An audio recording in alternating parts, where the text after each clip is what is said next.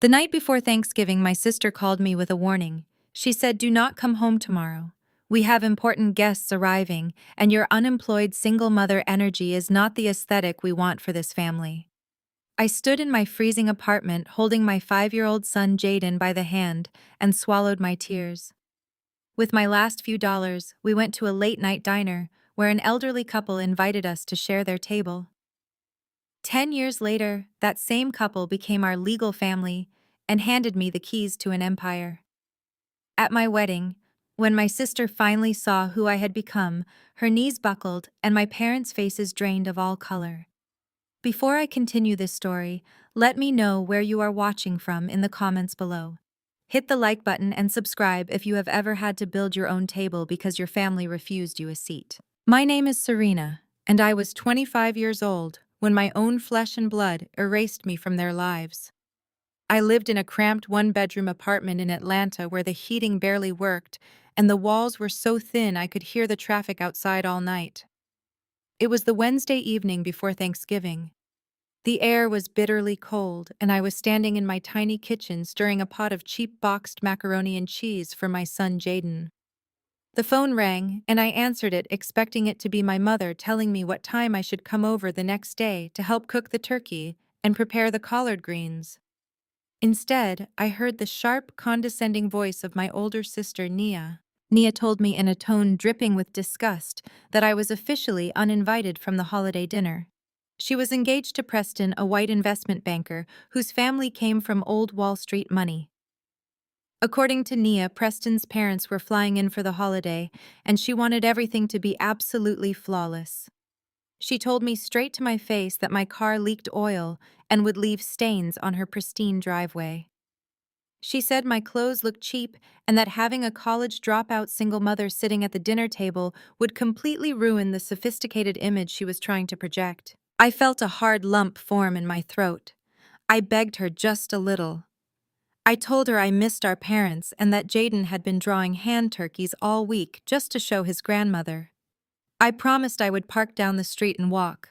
I promised I would stay in the kitchen and wash dishes out of sight when her future in-laws were around.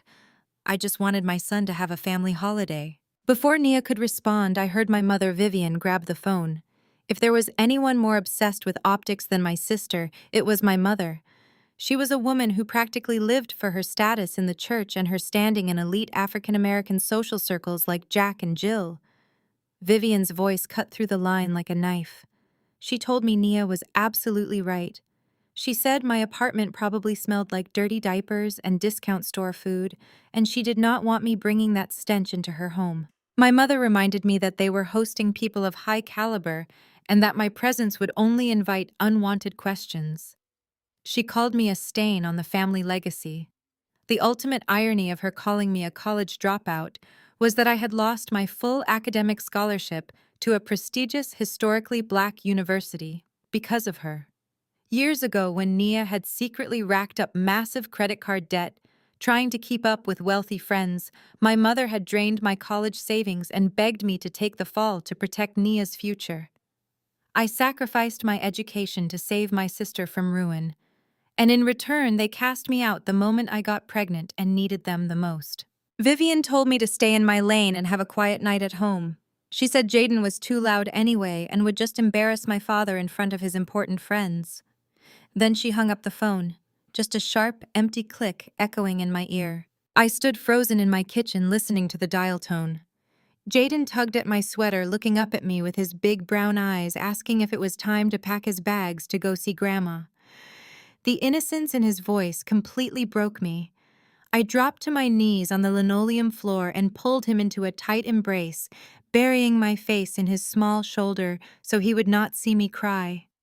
I had spent my entire life shrinking myself to make my family comfortable, accepting their leftover affection, and convincing myself it was enough. But being told that my son was an embarrassment, that we were not fit to breathe the same air as my sister's wealthy white in-laws, was a level of cruelty I could not comprehend. I wiped my eyes and looked at the cold boxed dinner on the stove. We were not going to sit in this freezing apartment and cry over people who did not want us. I checked my wallet. I had exactly $24 and some loose change to my name. I bundled Jaden up in his thickest winter coat, put on my warmest jacket, and we walked out into the biting November wind. I did not know where we were going, but I knew we needed to be around warmth and light. We walked 3 blocks down the street to a small family-owned diner that stayed open late. It was the only place I could afford that felt somewhat festive. I looked around my tiny living room at the secondhand furniture and the stack of past due bills on the coffee table before we left. My mother and sister were sitting in a $1 million home, planning a feast to impress strangers, while deliberately leaving my son and me to eat scraps in the cold. It was in that exact moment that the last remaining thread of loyalty I held for my blood relatives finally snapped. They did not see me as a human being. They saw me as a liability, a poor relative who had to be hidden in the shadows so their artificial perfection could shine. I took Jaden's hand and promised him we were going to have our own special dinner. The wind howled as we stepped onto the icy sidewalk, but for the first time, I did not feel the chill. A fire had ignited inside my chest. I just did not know yet that the small, unassuming diner we were walking toward was about to introduce me to the real family I had been searching for all my life. The bell above the heavy glass door of the Sterling room chimed, announcing our arrival into a world we clearly did not belong in. I had walked blindly through the freezing wind, pulling Jaden along until we stumbled into the first place with its lights still blazing.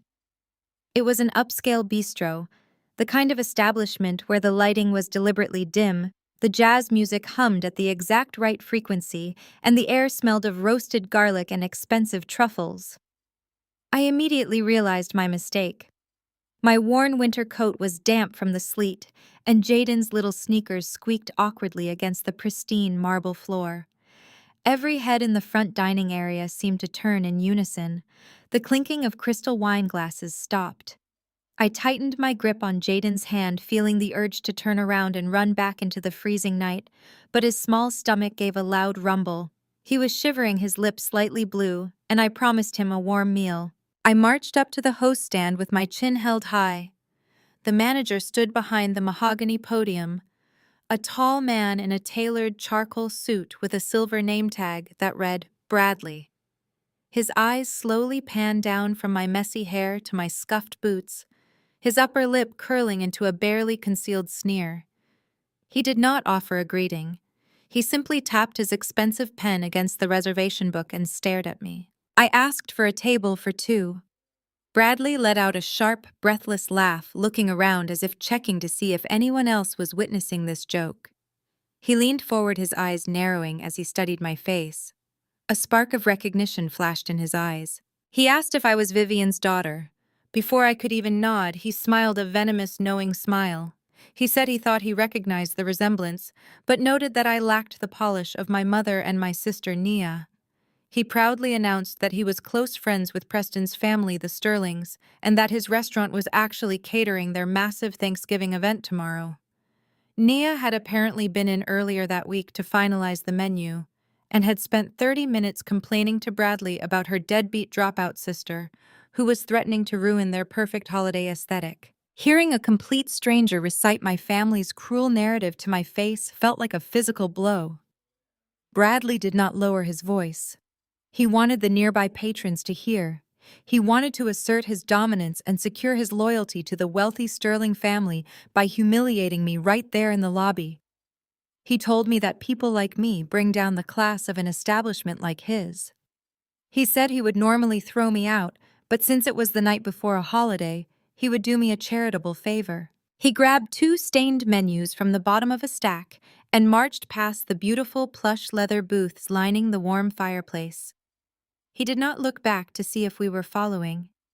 I pulled Jaden along my cheeks, burning with a fiery heat that contrasted sharply with the freezing temperature outside.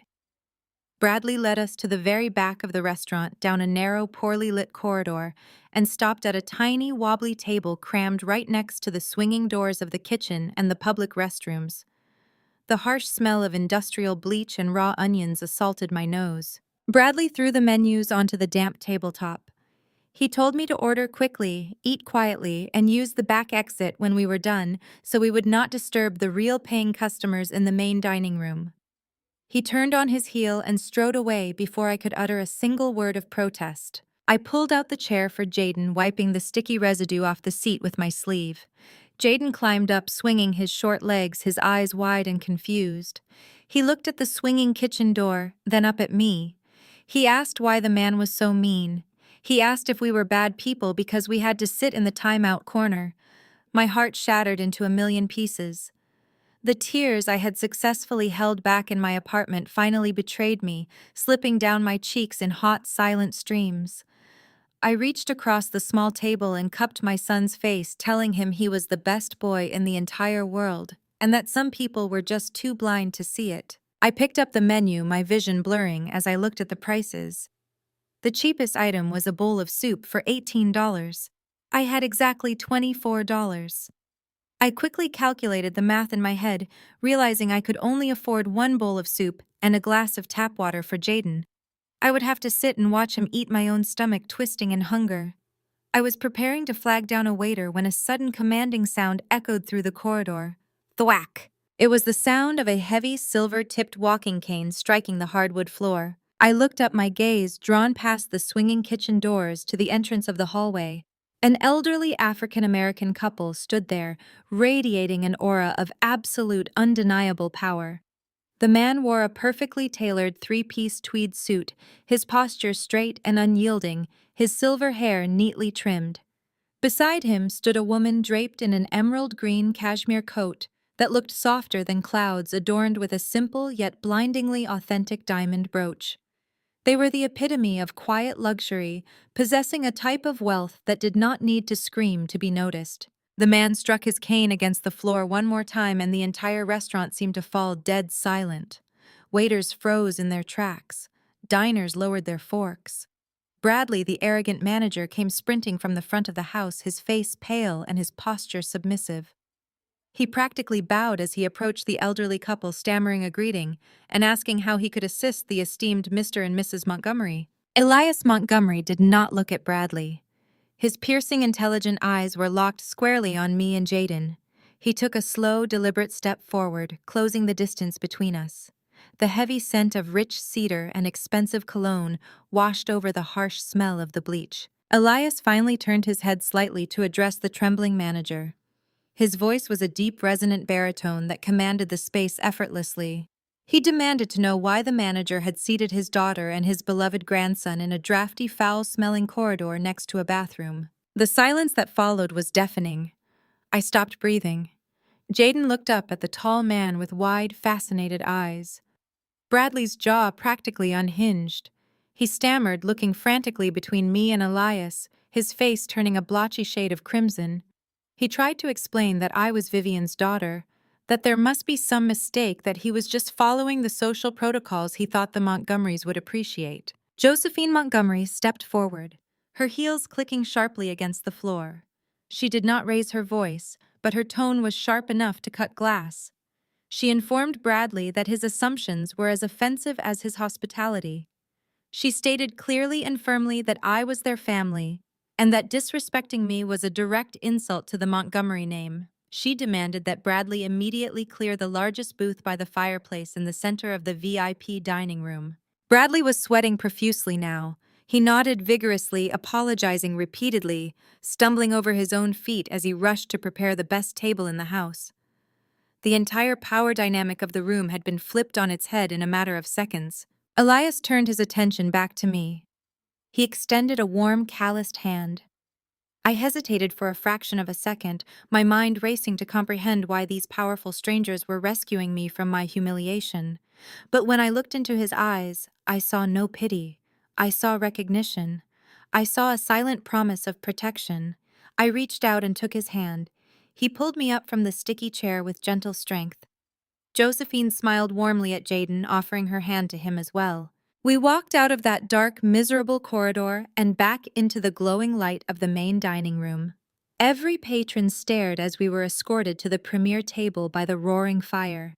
Bradley pulled my chair out for me, refusing to meet my eyes, his previous arrogance entirely erased by terror. As I sat down in the plush leather booth, surrounded by the warmth of the fire and the protective presence of Elias and Josephine, I realized that the narrative my family had written for me was officially over. I just did not know that this dinner was the first step toward building an empire that would eventually crush them all. The waiter placed a steaming bowl of lobster bisque in front of Jaden. My son stared at the creamy soup and the fresh warm bread with wide eyes, completely forgetting the humiliation we had endured just moments ago in the drafty hallway. I sat across from Elias and Josephine Montgomery, still practically holding my breath. The plush leather of the booth wrapped around us, and the crackling fireplace radiated a heat that finally thawed the numbness in my fingers. Bradley, the manager who had sneered at me earlier, was now hovering nearby like a terrified servant, his hands clasped behind his back, ensuring our water glasses never dropped below halfway. Josephine Montgomery leaned forward. She had the kind of grace that commanded absolute respect without demanding it. She wore no flashy logos, just a simple pearl necklace and a tailored coat that draped perfectly over her shoulders. She smiled at Jaden, telling him to eat as much as he wanted, then turned her deep perceptive eyes to me. She asked for my name. When I told her it was Serena, she repeated it softly, tasting the syllables, and said it was a name meant for a queen, not a girl shrinking in the shadows. Elias sat next to her, his hands resting on the silver handle of his cane. He did not ask polite, superficial questions. He possessed an intense, calculating energy that made me feel entirely transparent. He asked point blank what a bright young woman and a polite little boy were doing walking the freezing streets of Atlanta on the night before Thanksgiving. He noted that we looked like we were running from something or someone. I looked down at my hands. A part of me wanted to give them a polite lie. I was so used to protecting my family's image, so conditioned to swallow my own pain to keep their secrets safe. But the genuine concern in Josephine's eyes and the unwavering strength in Elias's posture broke through my defenses. For the first time in my life, I did not protect the people who had hurt me. I told them everything. I explained how my mother Vivian and my sister Naya were currently sitting in a beautiful suburban home planning a massive dinner for the wealthy Sterling family. I told them about the phone call, the disgust in my sister's voice, and how my mother had explicitly uninvited me because my status as a single mother working odd jobs would ruin their aesthetic. I watched Josephine's face tighten with quiet fury as I recounted how my own mother told me my son was a liability, a stain on their carefully curated social standing. Elias took a slow sip of his sparkling water. He asked how a family could cast out their own flesh and blood over something as trivial as social optics. He asked if there was a deeper resentment, perhaps a failure they blamed me for. That question struck the deepest nerve. My voice trembled as I told him that they called me a failure because I was a college dropout. But the title was a lie. I had not dropped out because I was lazy or unable to handle the coursework. I had been a straight A student on a full academic scholarship at Spelman College, studying business administration. I was on the dean's list. I was building a future. But while I was studying in the library, Nia was living a double life. She had fallen in with a crowd of incredibly wealthy students and developed a severe gambling addiction, trying to maintain a lifestyle she could not afford. She was in deep with some very dangerous people. She owed over $40,000. When the debt collector started making threats, Nia went crying to our mother. Vivian did not punish Nia.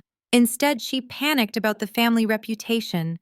She knew that if the church community or her elite social clubs found out about Nia's gambling, their pristine image would be shattered. So without telling me, my mother forged my signature and completely drained the supplemental college savings fund my grandfather had left me.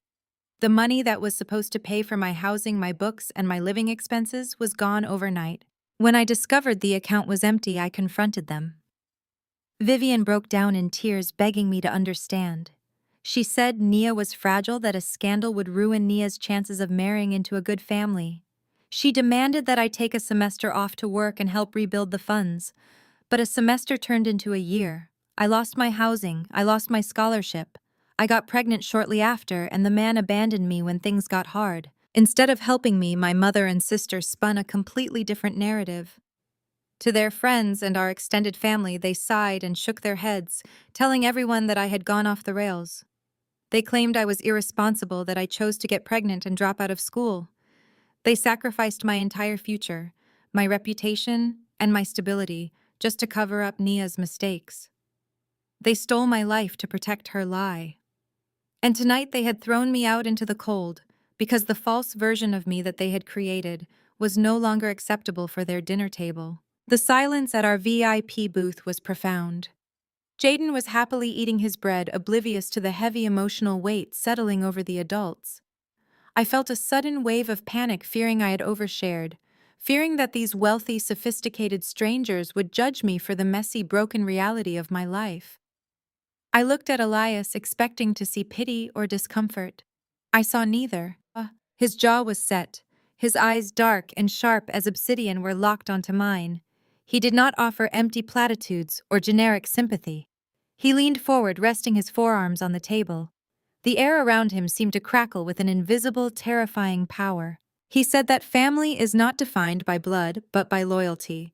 He said that people who steal your foundation and then mock you for falling are not your family. They are parasites. He looked around the luxurious dining room, glancing dismissively at Bradley, who was still hovering nervously by the service station. Elias turned his piercing gaze back to me. A slow, chilling smile spread across his face. It was the smile of a predator who had just spotted prey, but the prey was not me. The prey was anyone who had ever dared to make me feel small. He asked if my family truly believed I was trash. He asked if they thought my lack of wealth made me entirely disposable.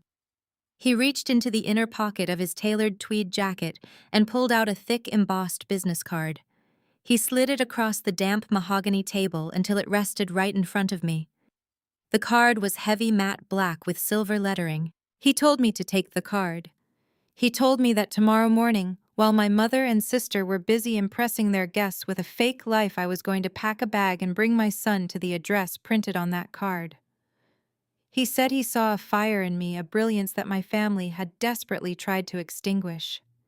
He promised that if I listened to him, if I trusted him, my life of shrinking and begging for scraps was permanently over. Elias leaned in closer, his voice dropping to a low, powerful whisper that sent shivers down my spine. He told me that I was going to learn everything about business, real estate, and power. He looked directly into my eyes and said that he was going to teach me how to buy this exact restaurant and eventually how to buy the ground my arrogant family walked on. I sat frozen, staring at the silver letters on the black card, the Montgomery Holdings Group. I looked from the card to the elderly couple sitting across from me. They looked like kind grandparents, but they spoke with the authority of kings. I clutched the card in my hand, feeling the sharp, clean edges of the thick paper. A thrilling, dangerous question echoed in my mind. Who were Elias and Josephine Montgomery, and what kind of empire had I just walked into? 5 years later, the answer to that question was staring back at me from the polished glass of my corner office window. The freezing, frightened 25-year-old mother, who had clutched that black business card, was gone. In her place sat a 30-year-old woman who understood the exact weight of power. I leaned over my massive oak desk and pressed the gold nib of my fountain pen against a stack of thick legal documents. I signed my name with a smooth, practiced stroke, finalizing a $40 million commercial real estate acquisition. The Montgomery Holdings Group had not just taken me in. Elias and Josephine had forged me into a weapon. They taught me how to read balance sheets, how to spot weakness in a corporate structure, and most importantly, how to wait for the perfect moment to strike. The quiet hum of the air conditioning was suddenly broken by the sharp vibration of my personal cell phone resting on the desk. I glanced at the screen. The name flashing across the digital display made my hand freeze. It was Nia. We had barely spoken since that bitter Thanksgiving night 5 years ago.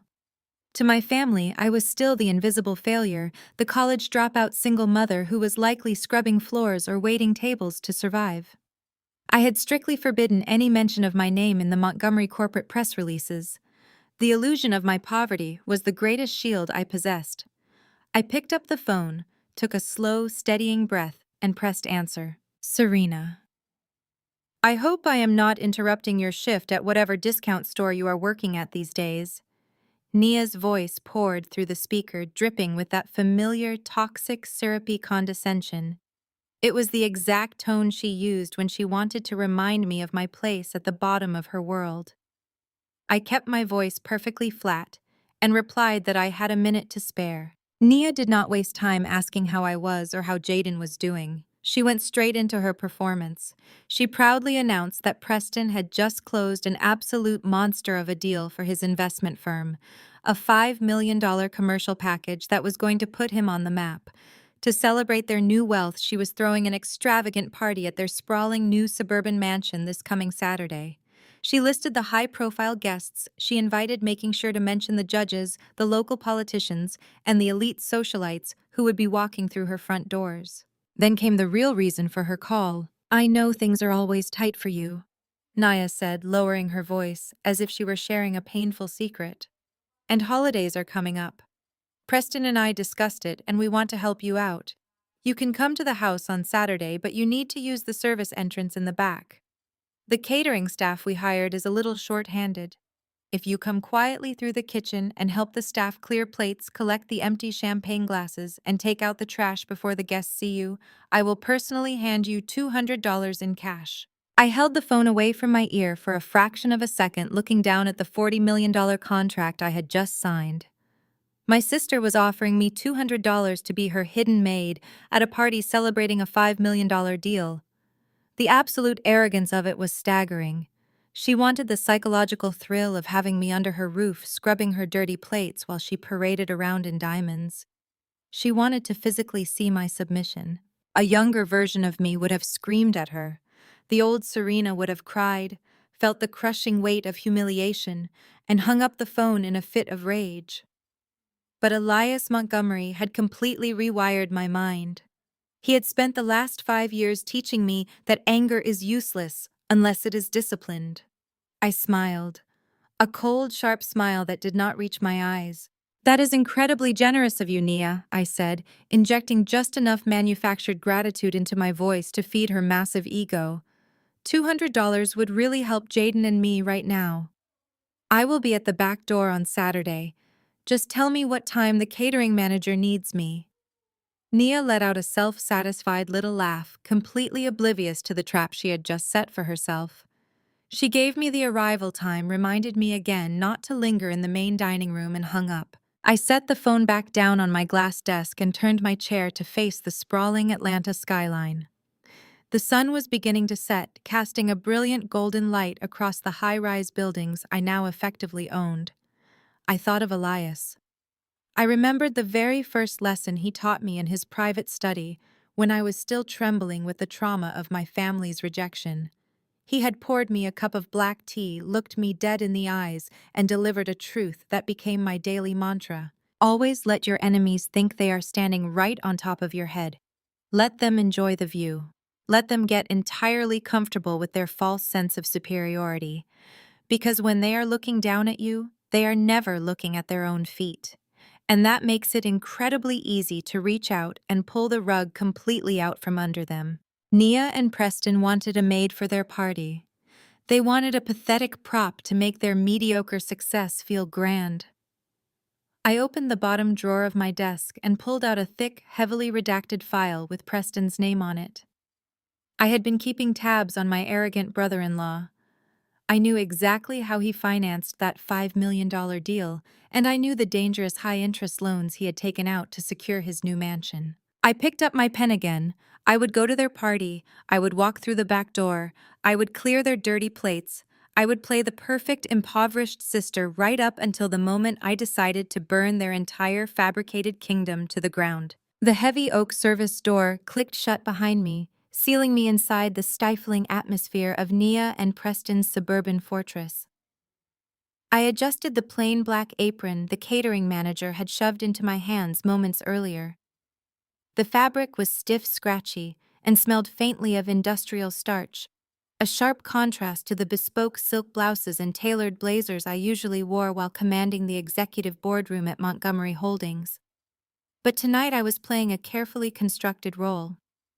I picked up a silver tray loaded with empty champagne flutes and pushed my way through the swinging doors into the main ballroom. The visual assault of forced, desperate opulence hit me instantly. Massive crystal chandeliers threw harsh, fracturing light across a sea of sequined gowns and rented tuxedos.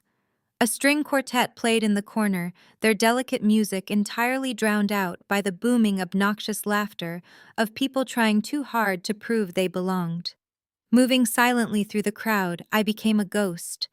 People like this never look at the help. They look right through you, their eyes scanning the room for someone more important to talk to. I navigated around clusters of guests, catching fragments of their hollow, vapid conversations. A woman dripping in ostentatious, flashy diamonds complained loudly about the difficulty of finding good domestic staff who knew their proper place. A man in a velvet dinner jacket boasted about evading taxes through offshore shell companies, completely unaware of how small-minded he sounded. It was a symphony of greed, a desperate scramble for validation. I moved effortlessly through the room, my posture straight, my face an impenetrable mask of calm. Near the grand fireplace, I spotted my parents. Vivian and Arthur stood holding court with a local city councilman, laughing with a synchronized, desperate eagerness that made my stomach turn. My mother wore a dress that was slightly too tight and entirely too flashy, trying to blend in with old money, but only succeeding in looking like a caricature of wealth. I walked right past them to collect a discarded cocktail napkin from a side table. My father's eyes brushed over me, registered exactly who I was, and instantly darted away in sheer panic. He shifted his stance physically, turning his back to block me from his view. They were terrified that anyone in this room might realize the woman quietly clearing the trash was their own flesh and blood. I ignored their pathetic display and moved toward the center of the room, guided by the booming, arrogant voice of my brother-in-law. Preston stood on the edge of the sunken living room holding a heavy crystal glass of dark amber scotch. He was surrounded by a captive audience of minor investors and fawning sycophants. Nia stood plastered to his side wearing a dress that cost more than my first car, practically glowing with smug, unearned satisfaction. I approached their circle quietly, balancing my silver tray against my hip, and listened to the brilliant business strategy he was bragging about to his captivated audience. Preston was holding court about his hedge fund's latest acquisition strategy, the very deals that had funded this extravagant mansion. He spoke with the casual callousness of a man playing a board game with real human lives. He boasted loudly about targeting historically black neighborhoods in the southern district of the city, detailing his aggressive buyout tactics used to force generational homeowners out of their properties. He called it urban revitalization, a sterile, sanitized corporate term for stripping families of their heritage and flipping the land for luxury condominiums. He bragged about manipulating local zoning laws, bribing city planners, and suffocating small legacy businesses with sudden rent hikes until the owners had no choice but to sell for pennies on the dollar. He laughed as he described an elderly bakery owner who had cried in his office when he handed her the eviction notice. He took a sip of his scotch, declaring that emotions had no place in real estate, and that the weak were simply meant to pave the way for the strong. The sheer, unfiltered hypocrisy of it made my jaw tighten. Here was a man dismantling my community for sport, erasing decades of history just to line his own pockets, and right beside him stood my own parents, nodding in vigorous, enthusiastic agreement. Vivian actually reached out and patted Preston's arm, her voice dripping with sickening adoration. She told him he was an absolute visionary. She said the family was truly blessed to have a man of his caliber, leading the way into the future. My parents, who had grown up in those exact same neighborhoods, who had relied on those same legacy businesses when times were hard, were actively applauding the man tearing them down. They were selling out their own history, their own people, just so they could sip free champagne in his living room and pretend they were part of the elite. I stepped forward into the edge of their circle to clear a stack of abandoned appetizer plates. My movement caught Nia's eye. Her gaze locked onto my cheap black uniform, the messy bun I had tied my hair into, and the scuffed loafers I had worn specifically for this occasion. A cruel, predatory smile spread across her perfectly painted lips. She nudged Preston with her elbow and pointed a manicured finger directly at my chest. The entire circle of wealthy guests stopped talking and turned to stare at the server who had dared to interrupt their brilliant conversation. Nia announced to the crowd, her voice carrying over the music, that her sister had finally decided to make herself useful for once in her life. She told her wealthy friends that it was so important to teach the less fortunate about the value of hard work, especially those who relied on handouts. Preston turned slowly unsteady on his feet from the scotch. A nasty, condescending smirk twisted his features. He looked me up and down, taking in my lack of jewelry, my plain hair, the cheap catering apron. He took a deliberate step right into my personal space. The smell of stale alcohol and arrogant cologne rolled off him in waves. He raised his heavy glass of red wine, maintaining unbroken, mocking eye contact with me. With a deliberate, calculated flick of his wrist, he tipped the crystal goblet forward. The dark crimson liquid cascaded through the air, splashing heavily against my chest and soaking instantly through the thin white fabric of my shirt underneath the apron. The cold wetness clung to my skin, the red stains spreading rapidly across my collar and down my uniform. A collective gasp rippled through the surrounding guests. The string quartet seemed to falter for a fraction of a second. My mother took a sharp step back, raising a hand to her mouth, not in defense of me, but in utter horror at the scene disrupting her perfect evening. Naya just laughed. It was a high, piercing sound of pure, unadulterated joy that echoed off the vaulted ceiling. She was reveling in my absolute humiliation. Preston did not even bother to pretend it was an accident. He swirled the remaining drops in his glass, letting out a short, barking laugh. He looked at the massive red stains spreading across my shirt and offered a completely hollow, dripping apology. He said he was terribly sorry, but noted that it was perfectly fine, since that cheap shirt was probably bought at a local thrift store anyway. He leaned in closer, his breath hot against my face, and suggested I use the $200 Nia was paying me tonight to buy something that did not look like literal garbage. I did not flinch. I did not drop my tray. I did not let a single tear form in my eyes. I stood perfectly still, letting the heavy, suffocating silence stretch out across the room. The old Serena, the broken girl from 10 years ago, would have shattered under the weight of this public degradation. She would have run crying through the back door, confirming their belief that she was weak and worthless. But the woman standing in their living room was a ghost they could not comprehend. I was the architect of their impending ruin. I looked directly into Preston's bloodshot, arrogant eyes. I saw the pathetic weakness behind his bluster, the desperate need to demean others to inflate his own fragile, over-leveraged ego. He thought he was a king celebrating a $5 million victory, completely unaware that he was staring at a woman who moved $40 million before her morning coffee. I slowly reached into my apron pocket, pulled out a clean white cocktail napkin, and calmly dabbed a single drop of wine from my collar. I maintained an unnerving, icy composure that seemed to cause a flicker of confusion to pass behind Preston's eyes. I did not shout. I did not defend myself. I just offered him a slight, knowing smile.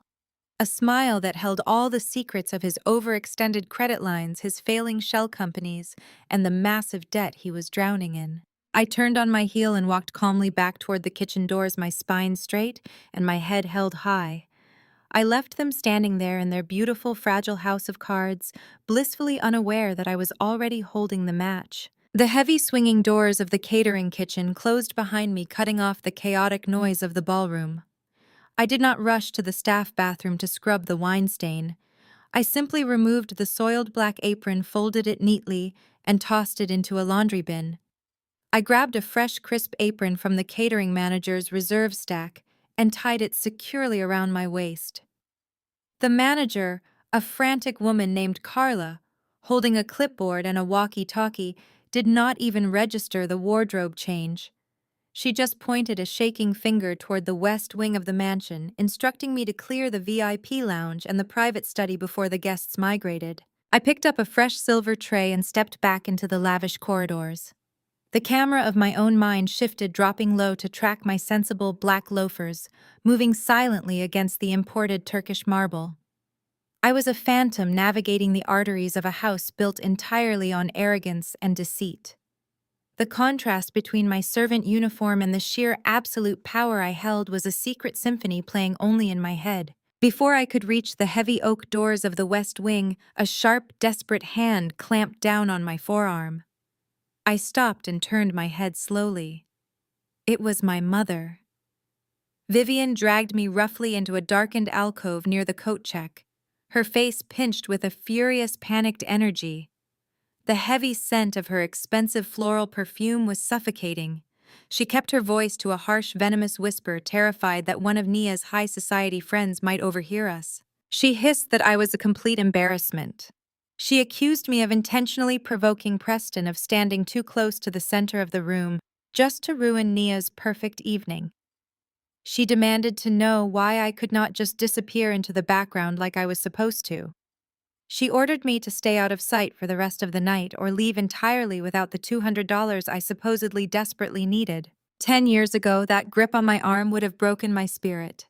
10 years ago, her words would have sent me running into the cold night, convinced that I was exactly the worthless burden she claimed I was. But Elias Montgomery had not just taught me how to read balance sheets. He had taught me how to read people. Looking at my mother now, I did not see a powerful matriarch. I saw a terrified, hollow woman who had sold her soul to maintain the illusion of relevance. I looked down at her manicured hand gripping my arm. I did not raise my voice. I did not pull away. I simply looked directly into her eyes and told her to let go of me. The quiet, absolute authority in my voice, a tone she had never once heard from her scapegoat daughter, sent a shockwave through her body. She instantly released her grip, stepping back, as if she had touched a live wire. Her eyes darted across my face, searching for the timid girl she used to bully, and finding a wall of cold, impenetrable stone. I smoothed the sleeve of my shirt calmly. I told her that the wine stains from this evening would easily wash out, but the stains on her conscience never would. I told her to go back to her party and enjoy the champagne while it lasted.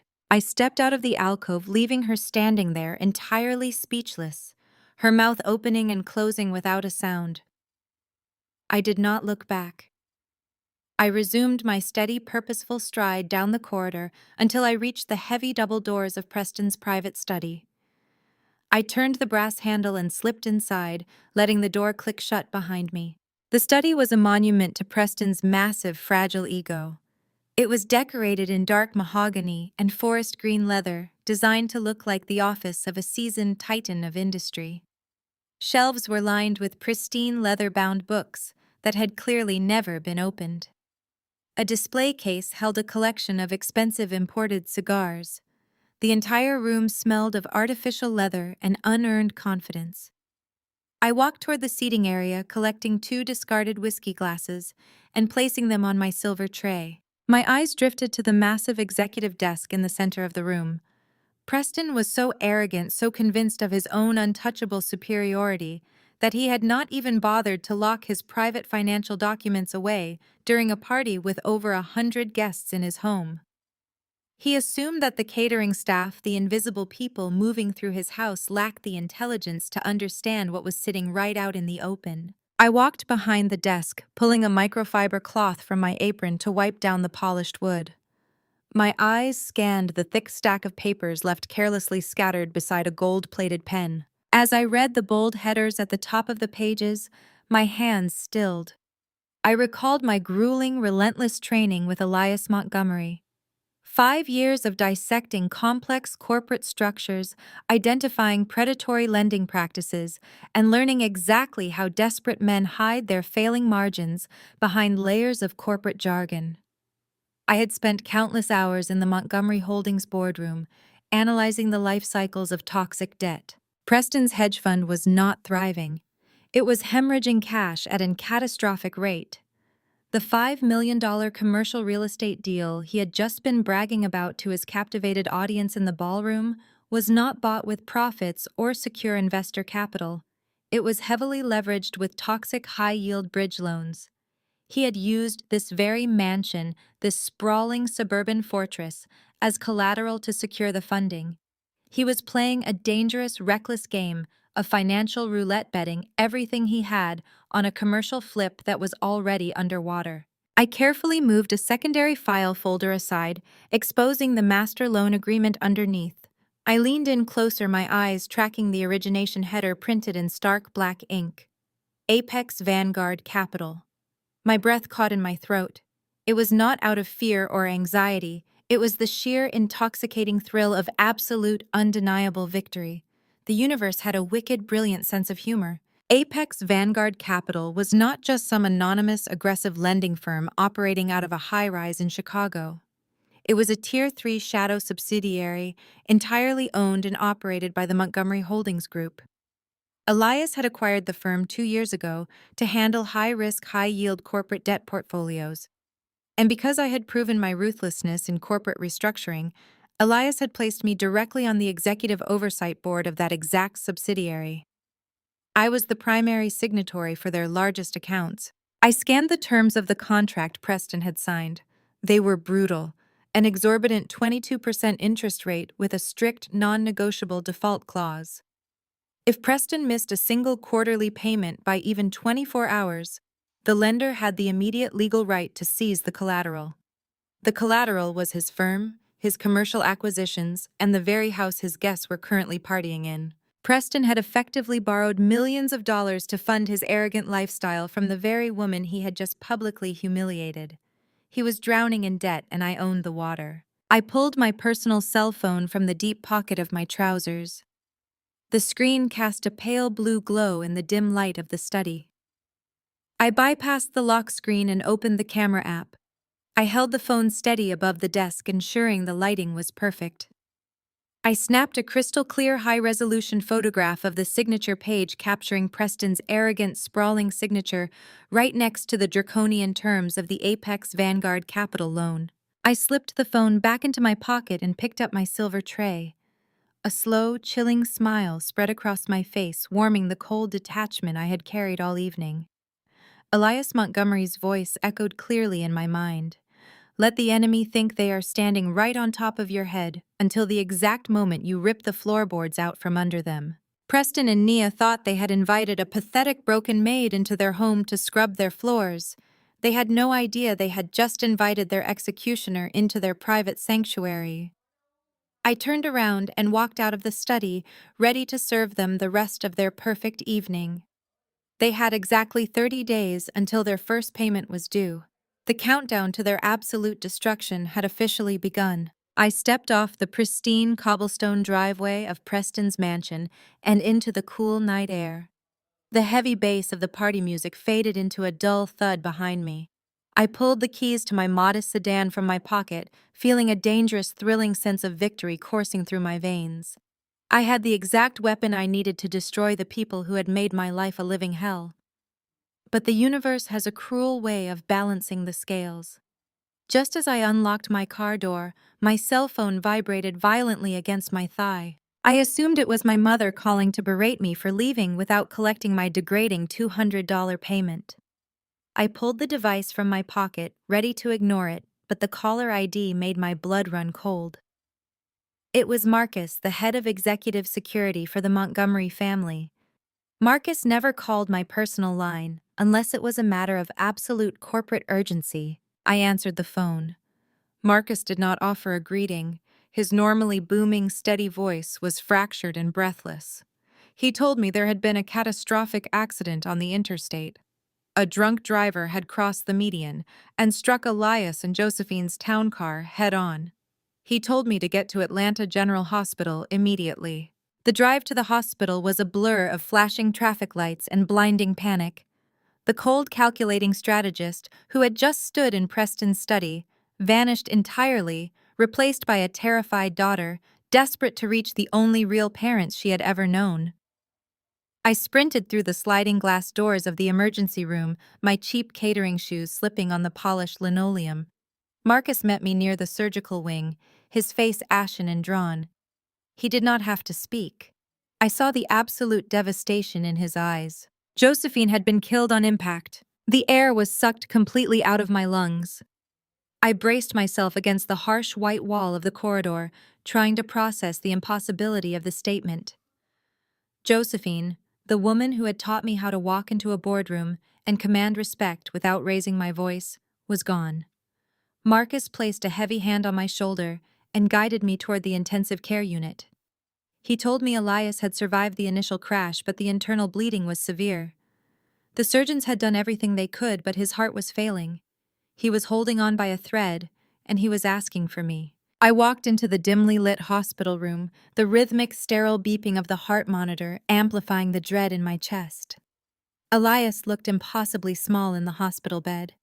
The towering, unyielding titan of industry, who had rescued me from a dark restaurant corridor 5 years ago, was fading. I rushed to his side, taking his frail, calloused hand in mine. Tears spilled down my cheeks, ruining the mask of composure I had worn all evening. Elias slowly turned his head, his dark eyes finding mine. Even now, shadowed by pain, his gaze possessed that same piercing, intelligent fire. He squeezed my fingers weakly. He did not waste his final breaths on fear or regret. He spoke with the quiet, absolute certainty of a king securing his legacy. He told me not to cry. He reminded me that tears were a luxury we could not afford when there was an empire to run. He coughed, his breath rattling in his chest, and pulled me closer. He confessed a truth that he and Josephine had kept closely guarded from the world. They had never been able to have biological children.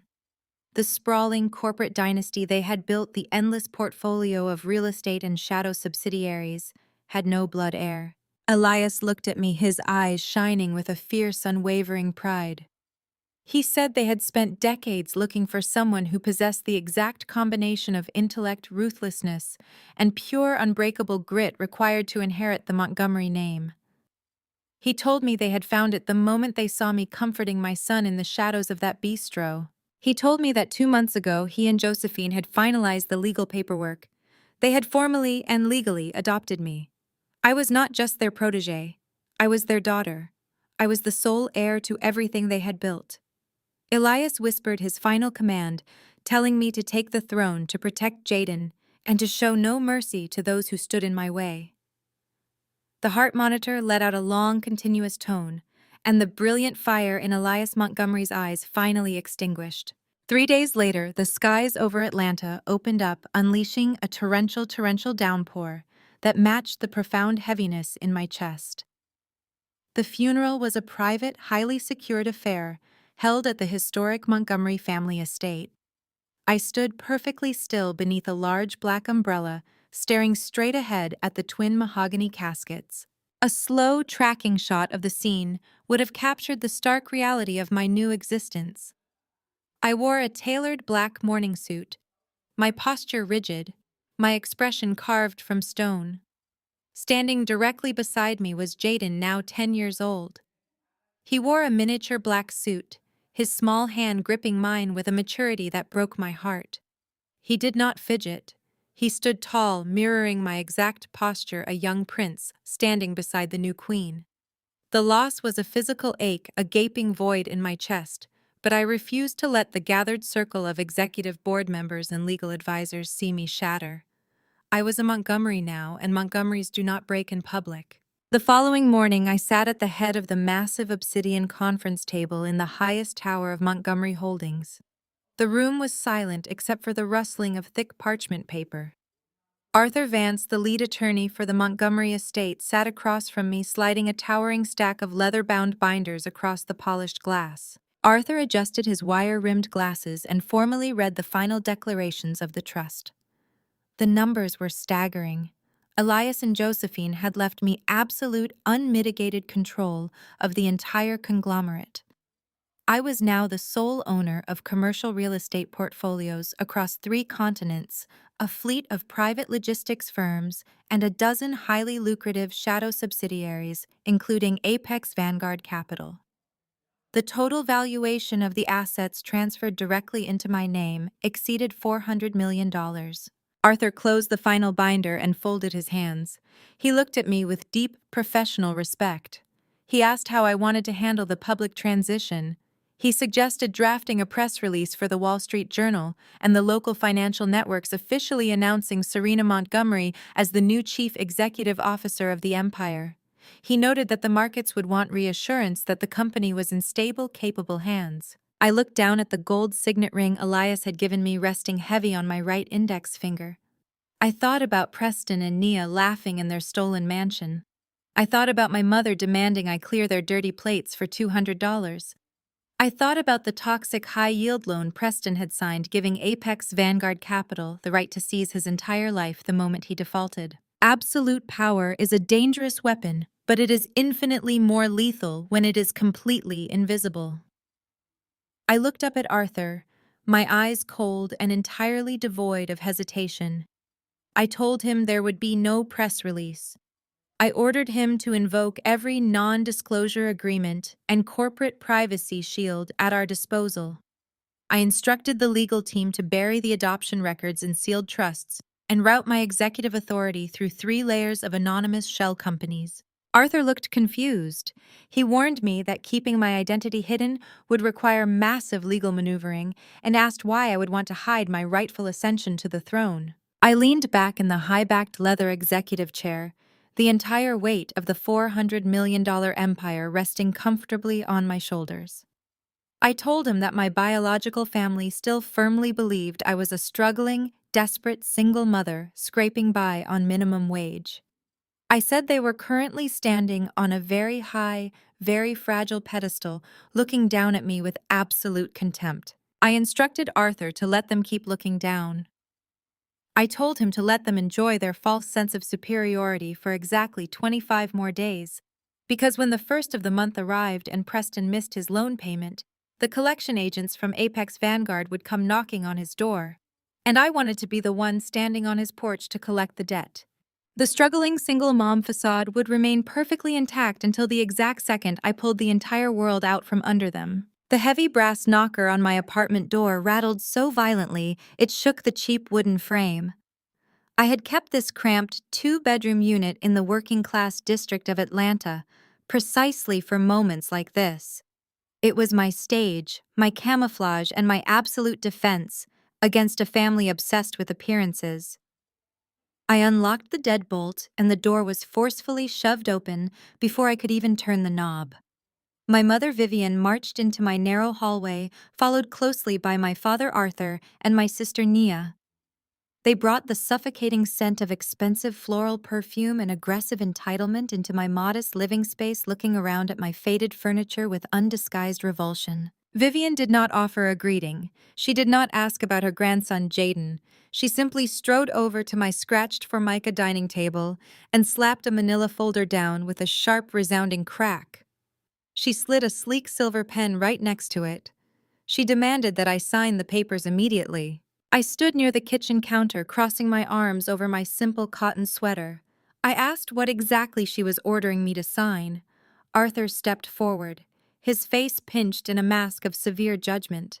He coldly informed me that great-uncle Henry had passed away unexpectedly 2 days ago in his sleep.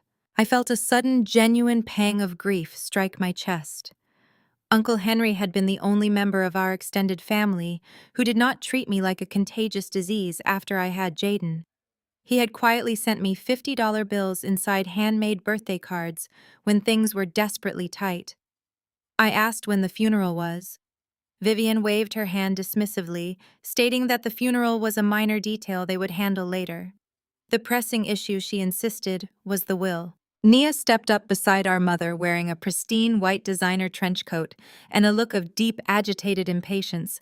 She crossed her arms, matching my posture but exuding a toxic, condescending pity. Nia explained that Uncle Henry had left behind a dusty, undeveloped plot of land in the rural outskirts of the city. According to his deeply misguided will, the acreage was split equally between Nia and me. But Nia quickly added that keeping the land was entirely out of the question.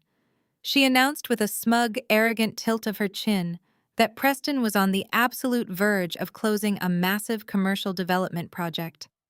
She claimed it was the biggest deal of his career, an expansion that would cement his firm as a titan in the real estate market. However, he needed immediate liquid capital to secure the final zoning permits and push the construction forward. Vivian tapped the manila folder with a manicured fingernail. She looked me up and down, her eyes lingering on my plain clothes. She stated that I had no college degree, no financial literacy, and absolutely no concept of how to manage a real estate asset. She said that giving me property was a complete waste of resources. She told me that I would likely just squander the land or sell it for pennies to pay my rent. Nia, she claimed, was building a legacy. Nia needed the equity to support Preston's brilliant vision. Vivian ordered me to sign the quitclaim deed, transferring my entire 50% stake directly over to my sister. I walked slowly toward the table. The sheer audacity of their intrusion, the casual way they dismissed Uncle Henry's death to pillage his final gift, was nauseating. But the cold, highly trained executive mind that Elias Montgomery had built inside me instantly recognized a massive, glaring anomaly. Preston was a hedge fund manager who supposedly moved millions of dollars a week. Why would a man with that kind of capital send his wife and in-laws to aggressively bully a single mother out of half a rural dirt lot? It reeked of absolute desperate panic. I picked up the manila folder and opened it, pulling out the legal deed. I ignored my mother's impatient sighs and read the document line by line. My eyes scanned past the dense legal jargon and locked onto the exact property address printed at the bottom of the second page. The air in my lungs turned to ice. A thrilling, dangerous surge of adrenaline spiked through my veins. I knew that address. I knew it intimately. It was not just a random plot of rural dirt.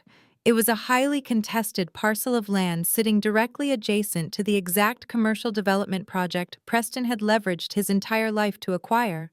The project funded by the toxic 22% interest loan from Apex Vanguard Capital, my company. The trap suddenly illuminated itself in brilliant, blinding clarity in my mind. Preston did not need my half of the land for liquid capital. He needed the physical land itself.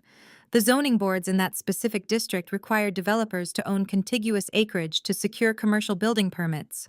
Uncle Henry's land was the missing puzzle piece, right in the middle of Preston's development map.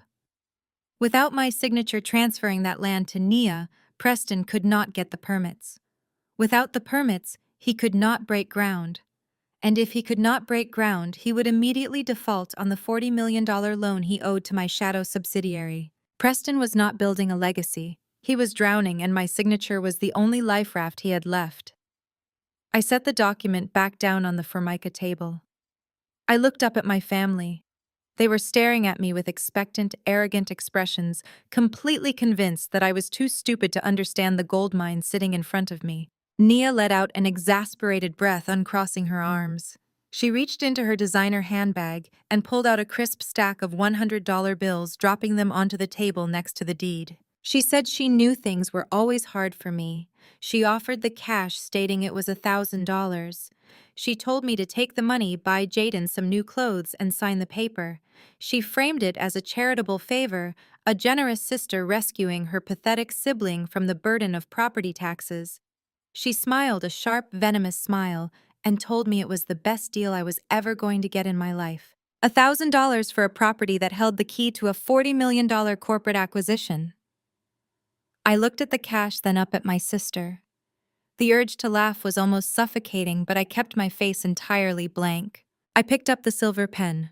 Vivian and Arthur both leaned forward slightly, their eyes tracking my hand.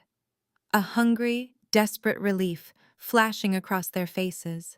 I hovered the pen over the signature line, letting them taste the victory. Then I set the pen down gently and pushed the manila folder back across the table.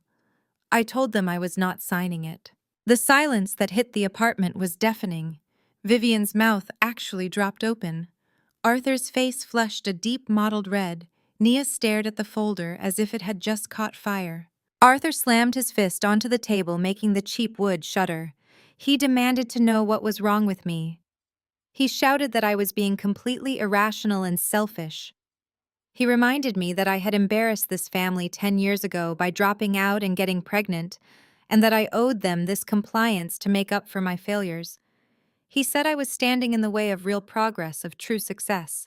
Vivian stepped right up to me, her voice dropping into a vicious, threatening hiss. She told me that if I did not pick up that pen, she would personally ensure I was cut off from every single connection in the city. She threatened to call every catering company and temp agency to ruin my reputation so thoroughly I would not be able to find work scrubbing toilets.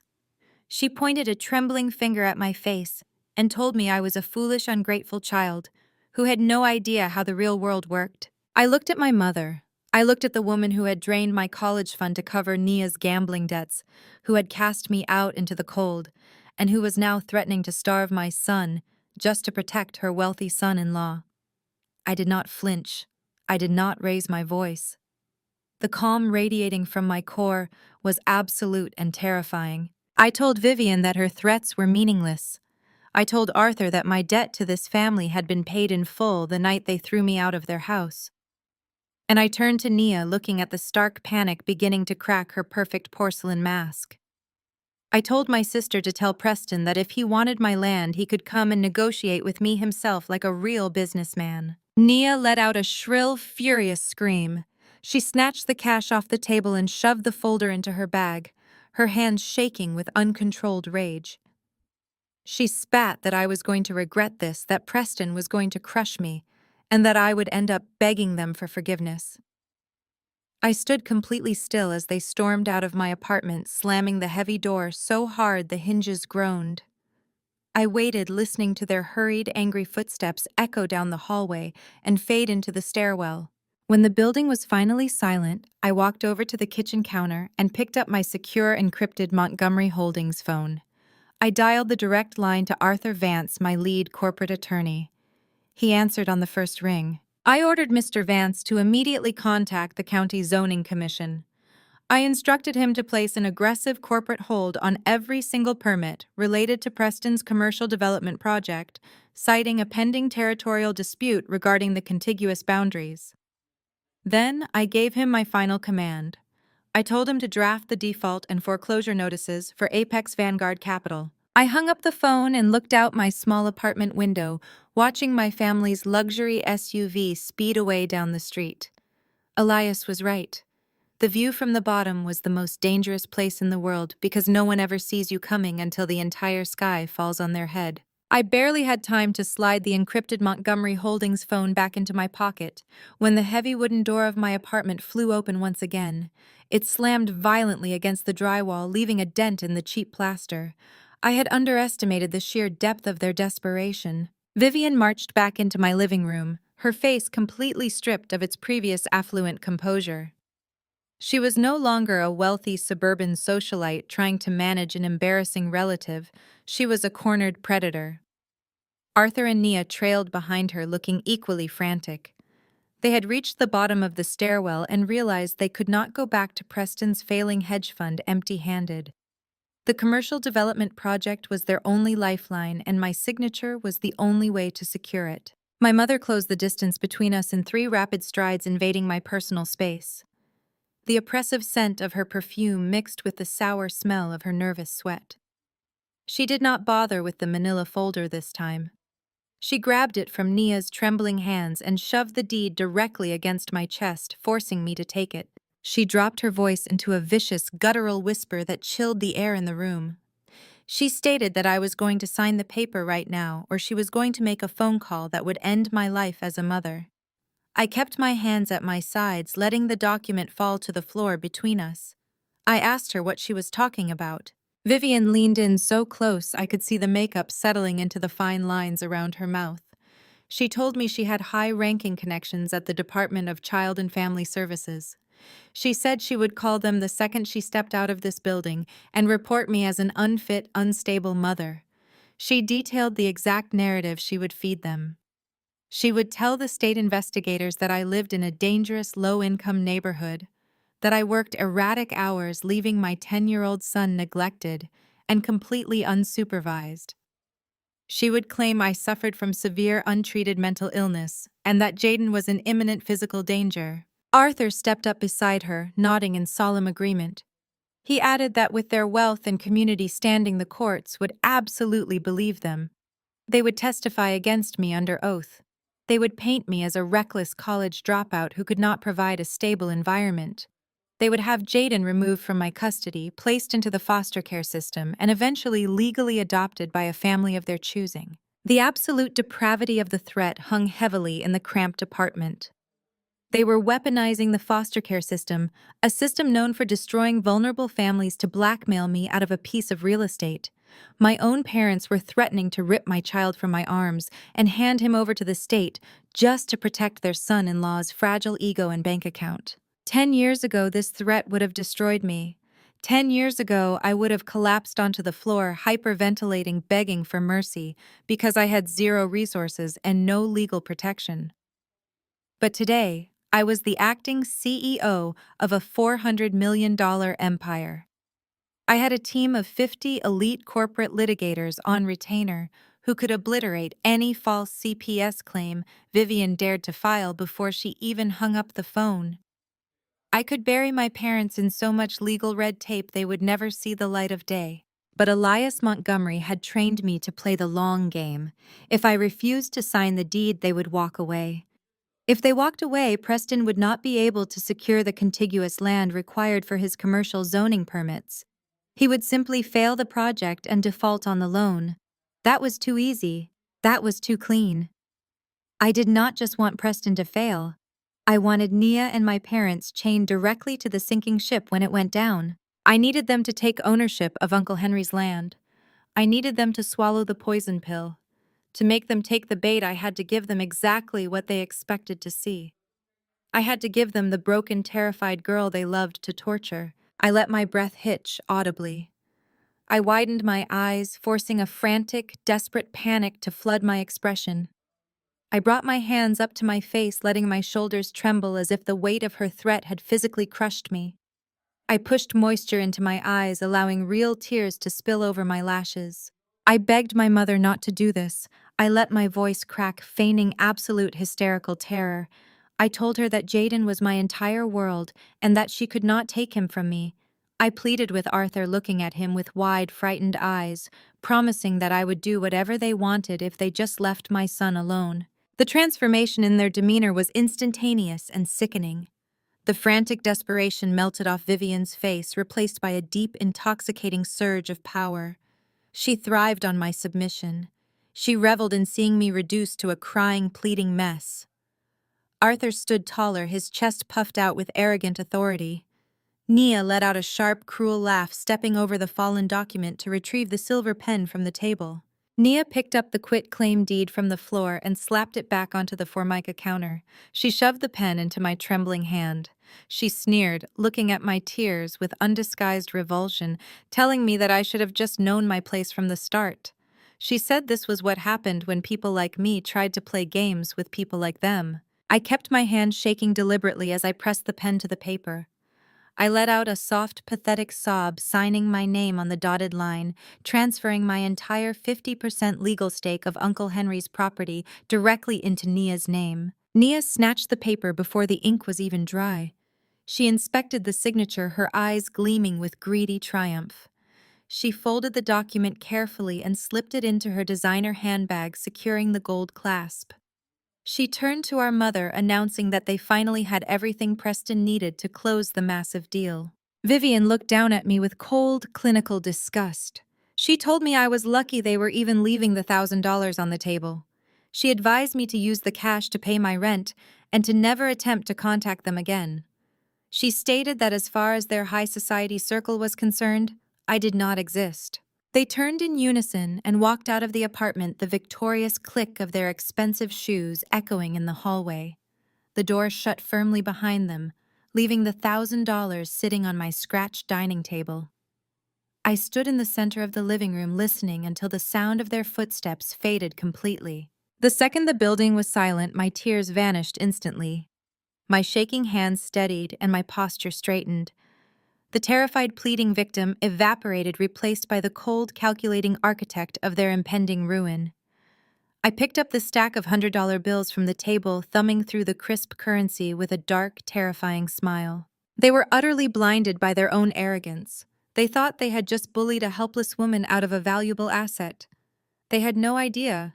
They had just voluntarily, legally shackled themselves to a financial landmine. Uncle Henry was a good man, but he was not a wealthy one. He had kept that specific parcel of land a secret from the family for decades because it was not an asset. It was a massive toxic liability. The property was a designated federal wetland protection zone that had been illegally filled and dumped on by a previous commercial tenant. The Environmental Protection Agency had cited the land 5 years ago, attaching a staggering federal ecological tax lien to the property. The unpaid fines, the mandated cleanup costs, and the accumulated back taxes amounted to over $8 million. As long as the land was split between heirs, the liability was tied up in probate court. But by bullying me into signing the quitclaim deed, Nia had aggressively and legally assumed 100% sole ownership of the property. She had just eagerly accepted an $8 million federal tax debt that she and her husband were now entirely personally responsible for. The EPA did not negotiate with wealthy suburbanites, and they certainly did not care about hedge fund managers. They would freeze Preston's personal accounts the moment the deed was filed with the county clerk. But that was only the first layer of the trap. Nia believed Preston needed this land to secure the zoning permits for his massive career-defining commercial development project. She thought this deal would elevate them to the highest echelon of the city's elite. What neither Nia Preston nor my parents knew was that the glorious commercial project Preston was trying to buy into did not actually exist. It was a phantom development. It was a highly sophisticated, incredibly lucrative bait project manufactured entirely by Montgomery Holdings. Months ago, Elias had instructed our shell companies to purchase a massive block of worthless industrial zoning near the wetlands. We drafted fake architectural renderings, generated artificial municipal buzz, and planted the bait specifically where Preston's eager, over-leveraged hedge fund would find it. Preston had just borrowed $40 million from my shadow lending firm at 22% interest to invest in a fake Montgomery Holdings project that required him to secure land carrying an $8 million federal tax lien. I walked over to the kitchen counter, picked up my encrypted phone, and sent a single text message to Arthur Vance. The message instructed him to alert the Environmental Protection Agency that the deed for the wetland property had officially been transferred to a new sole owner. I tossed the $1,000 into the kitchen trash can. My family had wanted to play a game of power and leverage. I was about to show them exactly how the game was played at the very top. The camera glides smoothly across the polished surface of a massive mahogany dining table, tracking the precise, deliberate movements of my hands. I slide heavy gold-foiled cardstock into thick, cream-colored envelopes, pressing the edges down with a satisfying crispness. I am 35 years old now, sitting in the sun-drenched living room of a private penthouse that overlooks the sprawling financial district. The city below is a grid of concrete and glass that I systematically control, but inside this sanctuary, everything is quiet and meticulously ordered. I pick up a custom brass stamp, press it onto a pool of hot crimson wax, and seal the envelope. A pair of strong, warm hands wrap gently around my shoulders, pulling me back against a solid chest. I do not flinch. I lean into the embrace, letting the scent of sterile hospital soap and expensive cedarwood wash over me. Isaiah rests his chin on the top of my head, his thumbs tracing the line of my collarbone. He is fresh off a grueling 12-hour shift in the neurological ward, but his eyes, when I tilt my head back to look at him, are bright and entirely focused on me. Isaiah is not a corporate shark. He does not care about leverage acquisitions or hostile takeovers. He is a brilliant neurosurgeon, a man who spends his days holding human lives in his hands with terrifying precision. He knows exactly who I am. He knows about the Montgomery Empire, the billions of dollars resting in offshore accounts, and the ruthless, unyielding woman I have to be in the boardroom. More importantly, he knows the broken girl I used to be, and he has spent the last 6 years loving both versions of me, without condition and without hesitation. He loves Jaden as his own son, stepping into the role of a father with a quiet, steadfast strength that healed the deepest wounds in our lives. He looks down at the stack of sealed envelopes and lets out a soft, knowing sigh. He asks if I am absolutely certain I want to do this. He reminds me that our wedding day is supposed to be about us, about our future, and the life we have built together. He gently points out that inviting the people who tried to destroy me might bring a darkness into the light we have fought so hard to create. I turn in his arms, resting my hands flat against his chest. I look up into his dark, steady eyes and tell him that a ghost cannot truly rest until it haunts the people who buried it. I explain that my biological family has spent the last few weeks choking on the invisible toxic fumes of the environmental tax lien they so eagerly stole from me. They are suffocating under the weight of Preston's failing hedge fund and the impending collapse of their social standing. But they are still clinging to their delusions. They still believe they are kings and queens ruling over a peasant. I tell Isaiah that the trap is already sprung, but the execution requires a public stage. I need them to walk into the very heart of my empire entirely of their own free will. I need them to dress in their finest clothes, puff out their chests, and march directly into the absolute center of my world. Isaiah studies my face for a long moment. He sees the cold, unyielding determination in my eyes, and a slow, proud smile spreads across his face. He kisses my forehead, telling me to send the invitations. He says he cannot wait to stand beside me and watch their house of cards finally burn to ash. Just as he steps away to check on Jaden, my personal cell phone begins to vibrate violently against the mahogany table. The screen lights up, flashing a name I have not seen illuminate my device in months. Nia. I pick up the phone, my thumb hovering over the green accept button. I take a slow, measured breath, centering myself, shifting instantly from the loving partner into the architect of their destruction. I press the phone to my ear and offer a polite, neutral greeting. Nia does not say hello. She lets out a sharp, piercing laugh that grates against the quiet elegance of my penthouse. The sound is high and thin, laced with a frantic, manic energy. She announces that she honestly could not believe her eyes when the mail arrived this morning. She tells me our mother almost threw the cheap little envelope straight into the shredder, thinking it was a solicitation for a charity. She asks with dripping, venomous sarcasm if I am actually getting married. She wants to know who exactly was desperate enough to take on a charity case like me. She asks if it is some plumber who came to fix my leaky sink, or a delivery driver who felt sorry for the pathetic woman living in a rundown apartment. I do not interrupt her. I stand by the floor-to-ceiling windows, looking out over the skyscrapers. I own letting her dig her grave deeper with every word. Nia continues, her voice rising in volume, determined to make me feel as small as possible. She demands to know where this tragic little ceremony is taking place. She mocks the address printed on the card, noting that it does not sound like a country club or a luxury hotel. She asks if I rented out a dilapidated community center or if we are just going to stand in a public park and exchange plastic rings. She brags loudly, making sure I can hear the desperate pride in her voice. She says her own wedding cost $500,000, that they served imported caviar and flew in a string quartet from Vienna. She reminds me that she is the wife of a visionary hedge fund manager and that she is accustomed to a certain caliber of living. She does not mention the fact that Preston's firm is currently facing aggressive federal audits. She does not mention the $8 million environmental tax lien attached to the land she bullied me into signing over. She is projecting a desperate, flawless illusion clinging to the edge of a cliff while pretending she is learning how to fly. She tells me that Vivian and Arthur thought it would be completely humiliating to attend such a low-class event. They were fully prepared to ignore the invitation and pretend I did not exist. But Nia claims she convinced them otherwise. She says she told our parents that it is their Christian duty to show pity to the less fortunate. Nia tells me that she and Preston will be attending my little wedding. She says they are coming to bestow their blessing upon my tragic life. She promises to wear something understated so she does not completely overshadow me on my big day, though she notes that will be incredibly difficult. Her tone turns sharp and predatory as she brings up my son. She says it will be a good opportunity for Jaden to see them.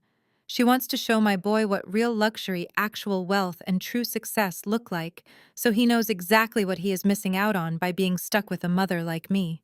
She finishes her long, vicious monologue, panting slightly, her chest heaving with the effort of projecting her false superiority.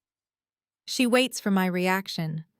She expects me to cry, to defend my fiancé, to beg her not to cause a scene, or to angrily uninvite her. She wants to feed on my insecurity. I looked down at the heavy gold ring on my finger, the crest of the Montgomery Empire catching the afternoon light. I do not raise my voice. I do not offer a single word of defense or explanation. My voice is incredibly calm, crisp, and utterly devoid of emotion. I tell her that is absolutely wonderful news. I tell her I am thrilled they have decided to grace us with their presence. I instruct her to gather our parents to dress in their absolute finest clothes and to bring Preston along to see the spectacle. I look out over the city, my reflection superimposing over the glass.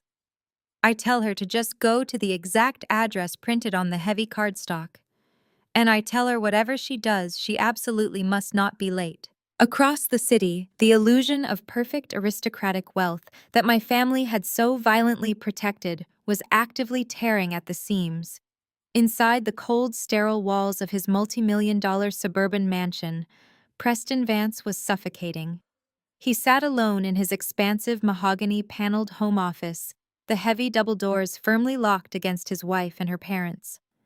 His tailored Italian suit jacket was thrown carelessly across a leather armchair, and his silk tie hung loosely around his neck.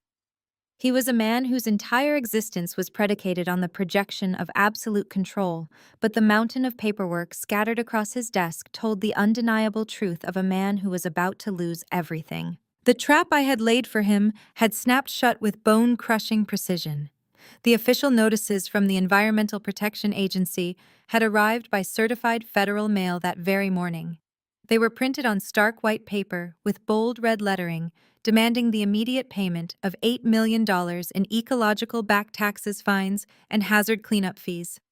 Because Nia had so aggressively bullied me into signing the quitclaim deed, she had legally assumed 100% sole ownership of Uncle Henry's wetland property. By extension, as her legal spouse, Preston, was now personally liable for the massive federal debt attached to that toxic land. The consequences had been instantaneous and catastrophic. The federal government did not negotiate with arrogant hedge fund managers, and they did not care about his country club memberships. They had immediately initiated a hard freeze on his personal checking accounts, his investment portfolios, and his corporate operating funds. He was entirely locked out of his own money. But the tax lien was only the first fatal blow. Preston frantically shuffled through the documents, pulling up the final default notice from Apex Vanguard Capital. He had borrowed $40 million at a predatory 22% interest rate to buy into what he believed was the most lucrative commercial development project in the state. He had spent the last 48 hours leaving increasingly desperate voicemails for the municipal zoning board begging them to approve his construction permits, now that his wife owned the contiguous land. The zoning commissioner had finally returned his call an hour ago. The commissioner had sounded genuinely confused, informing Preston that no commercial development project had ever been slated for that district. The entire project was a phantom. It was a brilliantly constructed mirage consisting of fake architectural renderings, artificial municipal buzz, and dummy corporate filings created by Montgomery Holdings specifically to bait him. Preston had borrowed $40 million to invest in empty air. Without a real project to generate revenue, he was in immediate and irreversible default. Preston gripped his hair, pulling hard enough to hurt his breath, coming in shallow, panicked gasps. He had been played. He had been systematically outmaneuvered by a corporate entity so massive and invisible, he could not even begin to fight back. He owed $40 million to a shadow lender and $8 million to the federal government. He was facing total financial ruin, public humiliation, and potential federal prison time for the fraudulent collateral he had used to secure his initial loans. A sharp, aggressive knock on his office door made him jump. The heavy brass handle rattled as someone tried to force it open. Nia's voice pierced through the thick oak, demanding that he unlock the door immediately. She was accompanied by the muffled, impatient voices of Vivian and Arthur. They were completely oblivious to the fact that they were standing inside a burning house. Preston scrambled, wiping the cold sweat from his forehead. He frantically swept the EPA tax liens and the foreclosure notices into a desk drawer, slamming it shut and locking it with a key. He took a deep, shaky breath, smoothing down his shirt and forcing his facial muscles into a mask of arrogant, unbothered confidence. He could not let them see his panic. If his in-laws discovered the truth, they would immediately pull their remaining retirement investments from his hedge fund, which would trigger an SEC investigation and guarantee his immediate arrest. He had to keep them pacified. He had to maintain the illusion of success for just a little while longer. He unlocked the door, pulling it open with a practiced hollow smile. Vivian marched into the room first, holding the gold-foiled wedding invitation I had just mailed them. She looked disgusted, waving the heavy cardstock in the air, as if it were contaminated. She complained bitterly about my audacity, claiming that I was trying to humiliate them by inviting them to whatever low-class, pathetic ceremony I had scraped together. Arthur echoed her sentiments, crossing his arms and scoffing at the idea of attending a wedding funded by a bakery worker's salary. Nia stood beside her husband, completely validated by her recent phone call, with me boasting about how she had put me in my place, and reminded me of my utter insignificance. Preston listened to their petty, superficial complaints while his own world was collapsing. The sheer absurdity of their vanity made his stomach churn, but he saw an opportunity to use their arrogance to his advantage. He needed to buy himself time to figure a way out of the Montgomery Holdings trap. Preston poured himself a glass of expensive scotch, his hand trembling only slightly as the amber liquid hit the crystal.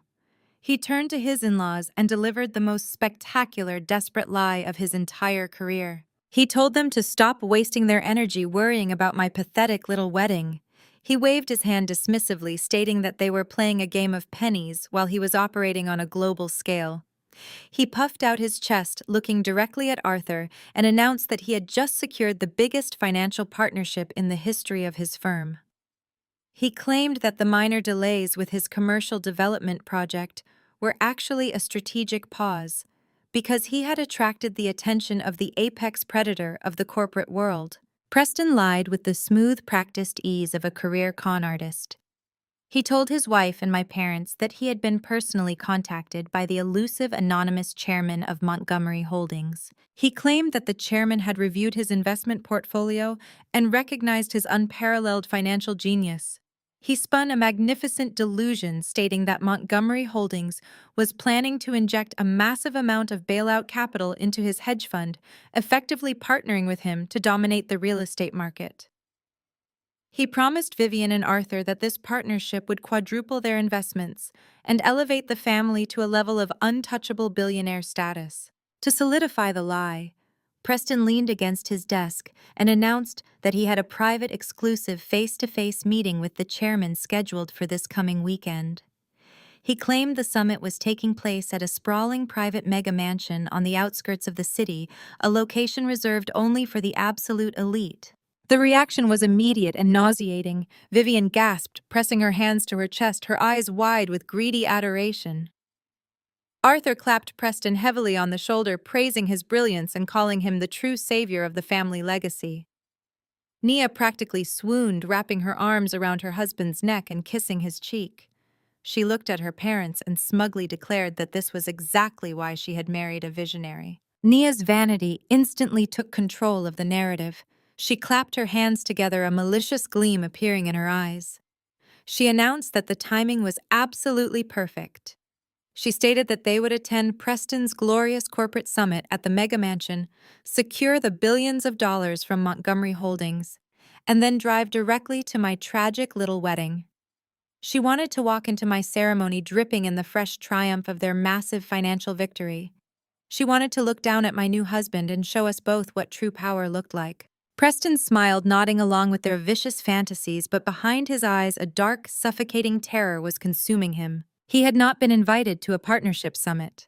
He had received a cold automated email from the legal department of Apex Vanguard Capital summoning him to a mandatory financial reckoning. The email had stated in no uncertain terms that he was required to appear at a designated address this weekend to answer for his defaulted $40 million loan. He was walking straight into a corporate slaughterhouse, hoping he could somehow talk his way out of complete destruction. He was bringing his entire family along to maintain his facade, completely unaware of the trap closing around his throat. Sitting in my penthouse miles away, I received a notification on my encrypted phone. It was a message from Arthur Vance, confirming that Preston Vance, had officially RSVP'd to his mandatory default hearing. I looked at the digital confirmation and then down at the remaining stack of gold-foiled wedding invitations on my table. Preston was a desperate man fighting for his life, but he had missed the most glaring catastrophic detail of all. In his blind panic to hide his failure, he had not checked the location of his corporate execution. He had absolutely no idea that the sprawling mega mansion where he was scheduled to face the chairman of Montgomery Holdings was the exact same address printed on the wedding invitation currently sitting on his kitchen counter. In the lavish master bedroom of his sprawling suburban estate, Preston stood before a full-length mirror, struggling to tie his silk cravat. His fingers were slick with cold sweat, slipping against the expensive fabric. He had not slept in 3 days. The dark circles under his eyes were impossible to conceal, and a fine tremor had taken permanent residence in his hands. He was a man marching toward a firing squad, but he was forced to wear a tuxedo and pretend it was a parade. Down the hall, Vivian and Nia were operating in a state of manic, euphoric vanity.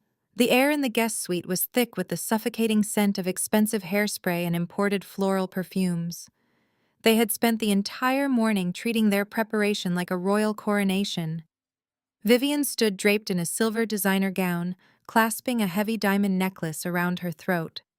She lectured Arthur, who was admiring his own reflection in a tailored charcoal suit, on how exactly they would handle the billionaire chairman.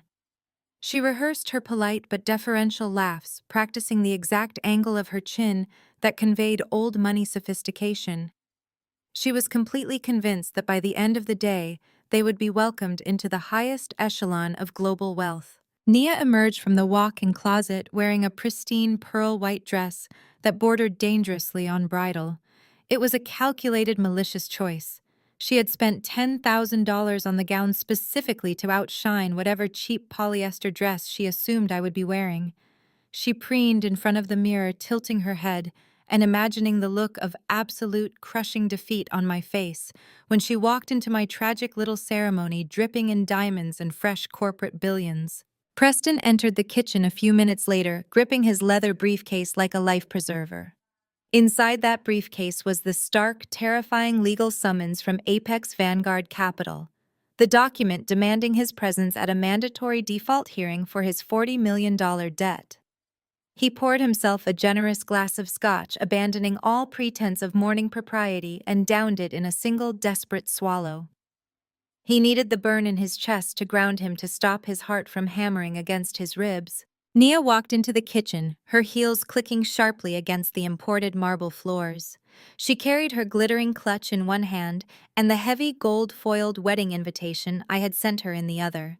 She tossed the invitation onto the quartz island, letting out a sharp, disdainful laugh. She told Preston they needed to coordinate the logistics of the afternoon. She wanted to know exactly how long his summit with the Montgomery Holdings chairman would take, because she did not want to miss the opportunity to ruin my processional. Preston set his empty glass down, his hand shaking. He pulled the crisp white legal summons from his briefcase to check the address. He told Nia the meeting was at a private estate in the exclusive Northern Hills. He read the street name aloud, his voice tight and breathless. Nia stopped rummaging through her clutch. She frowned, picking up the gold-foiled wedding invitation from the island. She stared at the elegant calligraphy stamped into the thick paper. She slowly read the address printed on my invitation. Then she looked up at Preston, her brow furrowed in genuine confusion. She asked him to repeat the address of the corporate summit. Preston read the address again, his eyes scanning the stark black text of the legal summons. The silence that fell over the kitchen was absolute and deafening. Nia placed the gold invitation directly next to the federal default notice. The two pieces of paper sat side by side on the cold marble. The address was exactly the same, down to the street number, the zip code, and the private access road.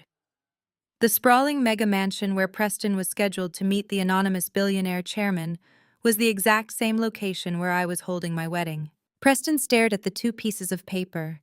The blood drained from his face, leaving him a sickening shade of ash gray. The invisible walls of the trap I had built suddenly materialized around him, closing in with terrifying speed. He could not breathe. His mind frantically tried to process the mathematical impossibility of the situation. Why would the most ruthless corporate entity in the country operate out of the same location as his worthless sister-in-law's wedding? The sheer terror of the unknown gripped his throat. Nia, however, lacked the survival instinct that comes with genuine business acumen. Her supreme, staggering arrogance immediately erected a wall of delusion to protect her fragile worldview. She let out a loud, mocking laugh, waving her manicured hand dismissively over the documents. She told Preston to calm down and stop looking so panicked. She confidently deduced that the estate must be a massive historic property with public grounds attached to the back. Vivian and Arthur swept into the kitchen just in time to hear the revelation. Vivian adjusted her diamond earrings and immediately agreed with Nia's assessment. She scoffed, stating that I had likely rented a cheap, dilapidated gazebo near the service entrance of the estate. Arthur chuckled, crossing his arms, and adding that I was probably working as a caterer for the Montgomery family and had begged the property manager to let me use a patch of grass by the dumpsters for a 10-minute ceremony. They convinced themselves within seconds. Their deep-seated prejudice against me was so profound, so thoroughly ingrained in their psychology, that they literally could not comprehend any other reality. The idea that I could be associated with the wealth of that estate in any meaningful way was a mathematical impossibility in their minds. They laughed it off, completely reinvigorated by the thought of arriving at the billionaire's mansion to secure their financial empire and then simply walking around to the servants' quarters to humiliate me. Preston wanted to believe them. He desperately needed to believe them. He shoved the legal summons back into his briefcase, snapping the locks shut. He forced a rigid, strained smile onto his face and ushered his family toward the waiting luxury SUV. He told himself it was just a bizarre coincidence. He told himself he could still salvage the $40 million debt. He climbed into the driver's seat, gripping the steering wheel so tightly his knuckles turned white. The drive to the northern hills was filled with the toxic, joyful chatter of a family marching blindly toward a slaughterhouse. Vivian and Nia spent the entire hour gossiping about my failures, picking apart my life choices, and planning exactly what they would say to completely destroy my confidence. Arthur sat in the passenger seat lecturing Preston on how to properly shake hands with a billionaire, demanding that Preston secure a board seat for him once the bailout funds were transferred. Preston stared blankly at the road ahead, entirely consumed by a cold, creeping dread. They turned off the main highway and onto the private access road, winding their way through dense, ancient forests until they reached the perimeter of the Montgomery estate. The sheer scale of the property immediately silenced the arrogant chatter in the car. Massive wrought iron gates towered above them, flanked by heavily armed private security personnel. Beyond the gates, a pristine manicured driveway stretched for a mile, leading up to a breathtaking modern palace of glass, steel, and black marble. Vivian pressed her hands to the glass, her mouth dropping open in raw, naked greed. Nia sat up straight, her eyes wide, practically salivating at the display of absolute, untouchable power. This was not just wealth. This was an empire. This was the kind of money that bought governments and reshaped skylines. Preston pulled up to the security checkpoint, his heart hammering violently against his ribs. A guard in a sharp black suit approached the window holding a digital tablet. Preston rolled down the window, clearing his throat and attempting to project an air of executive authority. He stated his name and announced that he was there for his scheduled appointment with the chairman of Montgomery Holdings. He added, pointing to the women in the back seat, that his family was also there to attend a wedding on the grounds. The security guard did not blink. He did not ask for clarification or express any confusion. He simply tapped the screen of his tablet, verifying the information. He looked down at Preston with cold, dead eyes. He stated in a flat, mechanical voice that Mr. Vance and his party were expected. The heavy iron gates swung open with a deep, mechanical groan.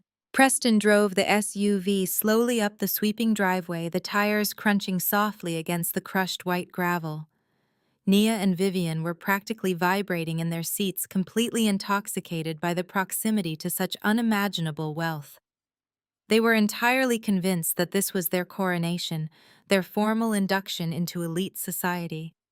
They stepped out of the vehicle and handed the keys to a waiting valet, smoothing their designer clothes and lifting their chins with arrogant pride. They walked up the wide marble steps toward the massive double doors of the estate, completely entirely unaware that the ruthless anonymous chairman they were coming to beg for their financial lives, and the pathetic sister they were planning to mock, were the exact same woman waiting quietly inside. The heavy mahogany double doors swung open seamlessly, pulled back by two impeccably dressed ushers wearing crisp white gloves. Stepping over the threshold, Vivian, Arthur, Nia, and Preston were instantly swallowed by an atmosphere of staggering, unapologetic wealth. They had smugly prepared themselves to walk into a sterile corporate lobby or perhaps a dusty, dilapidated community hall tucked somewhere behind the main property. Instead, they found themselves standing at the apex of a sweeping grand terrace that overlooked the estate's immaculate, sprawling rear gardens. The sheer scale of the event was paralyzing. The valet driveway they had just left was currently organizing a masterclass in automotive excellence. Sleek black Maybachs, custom Rolls-Royces, and limited edition Aston Martins purred quietly as they were meticulously parked in precise geometric lines by a small army of attendants. The air was thick with the scent of thousands of rare white orchids cascading down the marble columns and weaving through the ornate crystal chandeliers suspended above the outdoor pavilion. The attendees flowing gracefully through the estate were not ordinary citizens. They were the undisputed titans of the city. Nia's jaw physically dropped as she recognized the mayor engaged in a warm, animated conversation with the state's most prominent appellate judge. Vivian's eyes darted frantically, taking in the sight of elite venture capitalists, media moguls, and real estate tycoons, all dressed in breathtaking high-fashion couture. This was the absolute apex of the black elite, a concentrated sphere of power and influence that Preston had spent his entire pathetic career desperately trying to claw his way into. Vivian grabbed Arthur's arm, her perfectly manicured nails digging fiercely into his expensive suit jacket. She whispered frantically, demanding to know what was happening. She asked how on earth Serena could possibly be getting married at the exact same time and place as the Montgomery Holdings corporate summit. Nia's porcelain mask of superiority was violently cracking, but her supreme arrogance refused to surrender. She clutched her glittering designer bag, her knuckles turning stark white. She stubbornly declared that there was an obvious logical explanation. She insisted in a sharp, breathless whisper that Serena must have begged her blue-collar fiancé to blow his entire life savings just to rent a tiny corner of the garden for 10 minutes. She claimed that the billionaire chairman of Montgomery Holdings was obviously hosting an elite private gala today and was taking pity on the poor, allowing a charity case wedding to happen on the service lawns near the dumpsters. She sneered, convincing herself that my new husband was probably one of the caterers. Preston did not share their arrogant delusions. The cold sweat on the back of his neck had turned into rivers of ice. He recognized the faces in the crowd. These were men who moved billions of dollars before breakfast. These were not people who attended backyard charity weddings or local community center gatherings. They were here for something monumental. His eyes frantically scanned the perimeter, searching for a corporate banner, a boardroom sign, or any indication of the mandatory financial hearing he had been summoned to attend. An usher approached them carrying a gleaming silver tray adorned with flutes of vintage champagne. Vivian snatched a glass immediately, trying desperately to blend in with the surrounding aristocracy.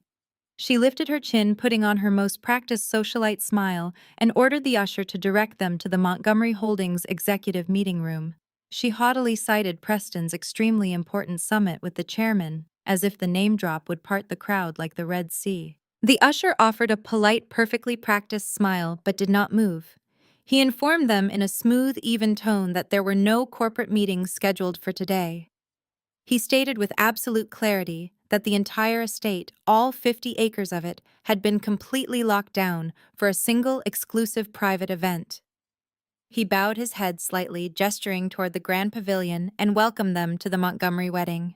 The vintage champagne flute slipped from Vivian's trembling hand, shattering violently against the imported Italian marble floor. The sharp crack echoed through the immediate vicinity, drawing brief, irritated glances from the surrounding billionaires. Arthur's face drained of all color, leaving him looking sickly and hollow. Nia let out a sharp, breathless gasp, her eyes darting wildly around the terrace as the mathematical impossibility of the situation began to crush her carefully constructed reality. The Montgomery wedding. It was not a community center. It was not a service lawn. It was a wedding hosted by the very empire Preston was utterly indebted to. The name echoed in Preston's mind, ringing like a death knell. Montgomery. The Phantom Development Project was owned by Montgomery Holdings. The predatory loan threatening to bankrupt him was issued by a Montgomery subsidiary. The mega mansion they were standing in was the Montgomery estate. And the sister they had spent a decade abusing, neglecting, and trying to destroy was standing somewhere inside, preparing to walk down the aisle. Preston felt his knees go weak.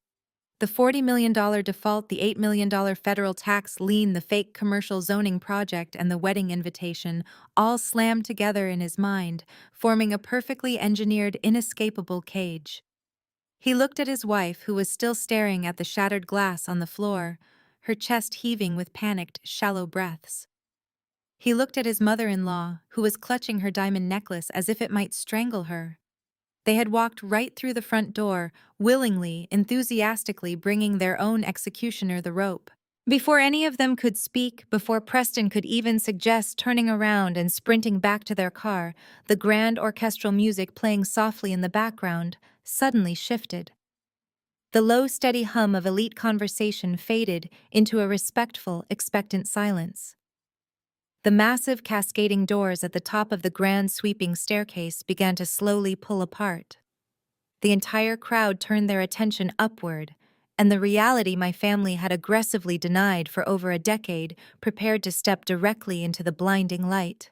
The massive doors parted with a heavy metallic glide, revealing the grand foyer of the estate.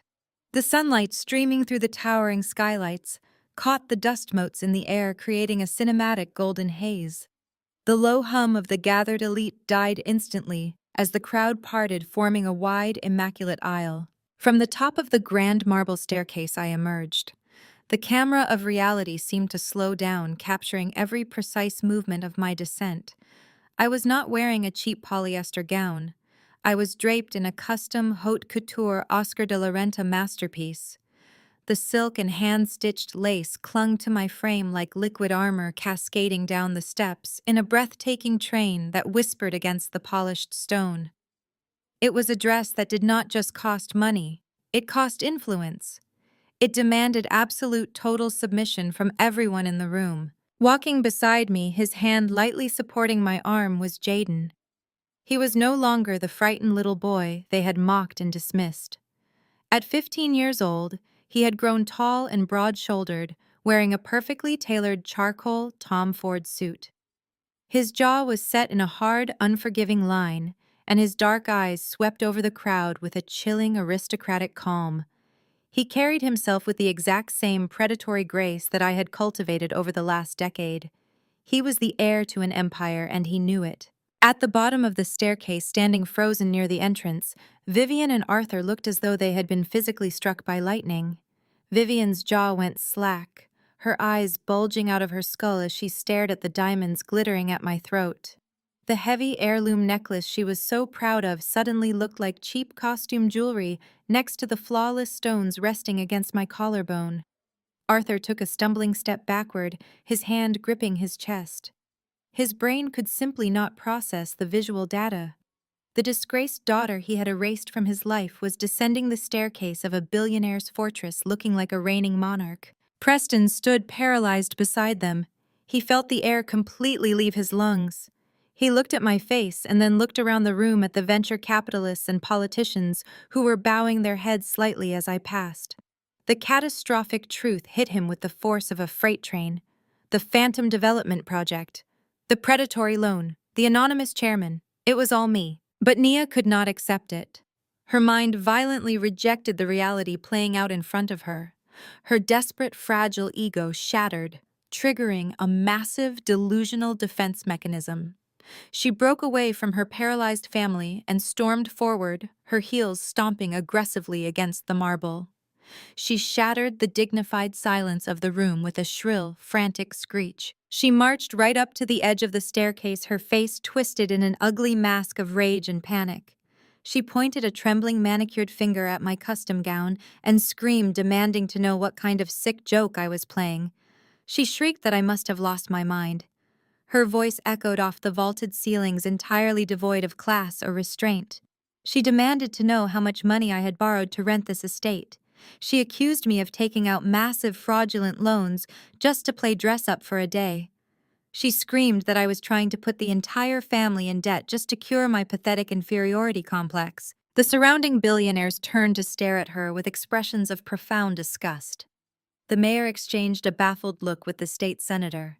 They were looking at Naya as if she were a rabid animal that had somehow wandered into a high society gala. I stopped on the final step. Jaden stepped slightly forward, positioning himself between me and Nia, his eyes locked onto his aunt with a cold, lethal warning. I did not flinch. I did not raise my voice. I did not even look at Nia. I treated her with the absolute ultimate form of disrespect. I completely ignored her existence. My eyes bypassed my shrieking sister entirely and locked onto the sweating, trembling man standing behind her. Preston was shaking so violently, his expensive suit jacket was vibrating. He looked like a man standing on the gallows watching the executioner reach for the lever. The room was dead silent save for Nia's frantic panting. I looked directly into Preston's terrified eyes, and my voice cut through the grand foyer, crisp, cold, and echoing with absolute authority. Preston, I said, my tone devoid of any familial warmth. You are 15 minutes late for your appointment. The words dropped into the room like an anvil. Nia whipped her head around to look at her husband, her mouth open in a silent scream of confusion.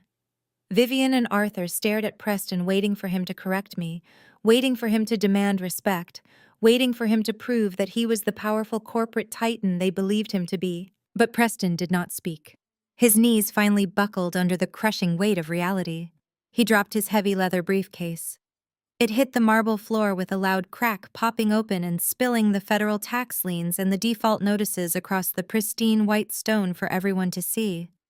He fell to his knees right in front of the entire assembly, his head bowing down in an involuntary display of total submission. He finally understood. I was not just the sister they had thrown away. I was the architect of his total annihilation. I was the chairman. I stepped off the final stair, my Oscar de la Renta gown sweeping elegantly past Nia, who was now standing frozen, her arms trembling at her sides. I walked past my parents without a single glance in their direction. I moved gracefully toward the end of the hall where Isaiah was waiting for me at the altar, looking handsome and entirely unbothered by the destruction unfolding behind me. I had invited them to a wedding, but they had arrived just in time for a funeral, their own. The camera executes a sharp, aggressive rack focus, shifting rapidly between the absolute icy composure of my expression and the sickly, pale horror melting across Preston's face. He stares at me as if I have just grown a second head. His mouth opens and closes like a suffocating fish. He shakes his head frantically, trying to force the pieces of his shattered reality back together. He chokes on his own breath, his voice a pathetic, cracked whisper as he asks what I'm talking about. I do not answer him immediately. I let the agonizing silence stretch, allowing the weight of the moment to crush the last remnants of his arrogance. From the gathered crowd of elite guests, my lead corporate counsel steps forward. Marcus moves with the quiet, lethal efficiency of a man accustomed to destroying corporate empires before lunch.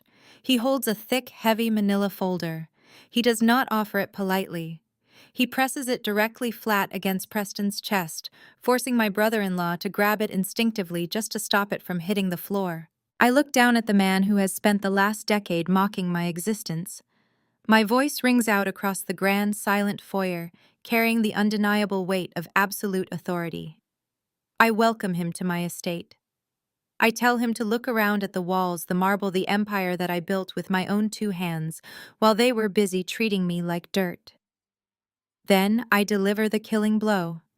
I announce clearly for every billionaire politician and investor in the room to hear that in my official capacity, As the chairman and sole owner of Montgomery Holdings, I am formally rejecting his desperate plea for a corporate bailout. Preston physically recoils as if he has been shot. The heavy manila folder trembles violently in his hands. He tears it open, his desperate eyes scanning the legal documents, the embossed corporate seals, the irrefutable proof of my absolute ownership. Nia lets out a high-pitched, strangled noise. She violently shakes her head, her flawless bridal white gown rustling as she steps toward me. She screams that it is a lie. She insists that I am just a bakery worker, a pathetic charity case. She demands that Preston stop looking at those fake papers and tell everyone that I am a fraud. I shift my gaze from Preston to my sister. The coldness in my eyes stops her dead in her tracks. I do not raise my voice, but every word I speak is a blade designed to cut through her lifelong delusion. I thank her. I tell her I need to express my deepest, most profound gratitude for the relentless, greedy bullying she subjected me to last month. I remind her of the quitclaim deed she so eagerly forced me to sign. I explain that Uncle Henry's land was never a gold mine. It was a toxic liability. I watch the exact moment the realization begins to dawn on her. I explain that the land carried a massive federal environmental hazard penalty. Because she was so desperate to steal my inheritance, she legally assumed total financial responsibility for that disaster. I smile a razor-thin expression of total victory. I thank her for so willingly volunteering to shoulder the staggering federal tax lien on my behalf. I tell her the government does not care about her designer clothes or her country club status. They only care that her name is on the deed to a toxic wasteland. Preston lets out a horrific guttural sound. He drops the folder, clutching his chest. I turn back to him, refusing to give him a single second to breathe. I tell him the nightmare is not over. I explain the anatomy of the $40 million loan he took out to save his failing firm. I explain that Apex Vanguard Capital, the shadow lender he thought was his salvation, was nothing more than a subsidiary shell company created by my acquisitions team. I was his lender. I was the one who approved his exorbitant interest rates. I was the one who engineered the phantom zoning project that baited him into leveraging everything he owned. I announced that his firm is officially bankrupt. I have already initiated the hostile takeover protocols. His assets are frozen, his accounts are drained, and his corporate reputation is permanently eradicated. I look between my sister and my brother-in-law, projecting the full terrifying magnitude of my power. I tell them that I have purchased every single one of their outstanding debts. I own their mortgage. I own their car notes. I own the very ground they walk on. Between the defaulted loans, the federal penalties, and the corporate seizures, they currently owe me exactly $8 million. Nia stops breathing. The arrogant sneer that she has worn since childhood completely vanishes, replaced by an expression of pure, unadulterated terror. She looks at Preston, begging him to fix it, demanding that he use his financial genius to save them. But Preston is already a ghost.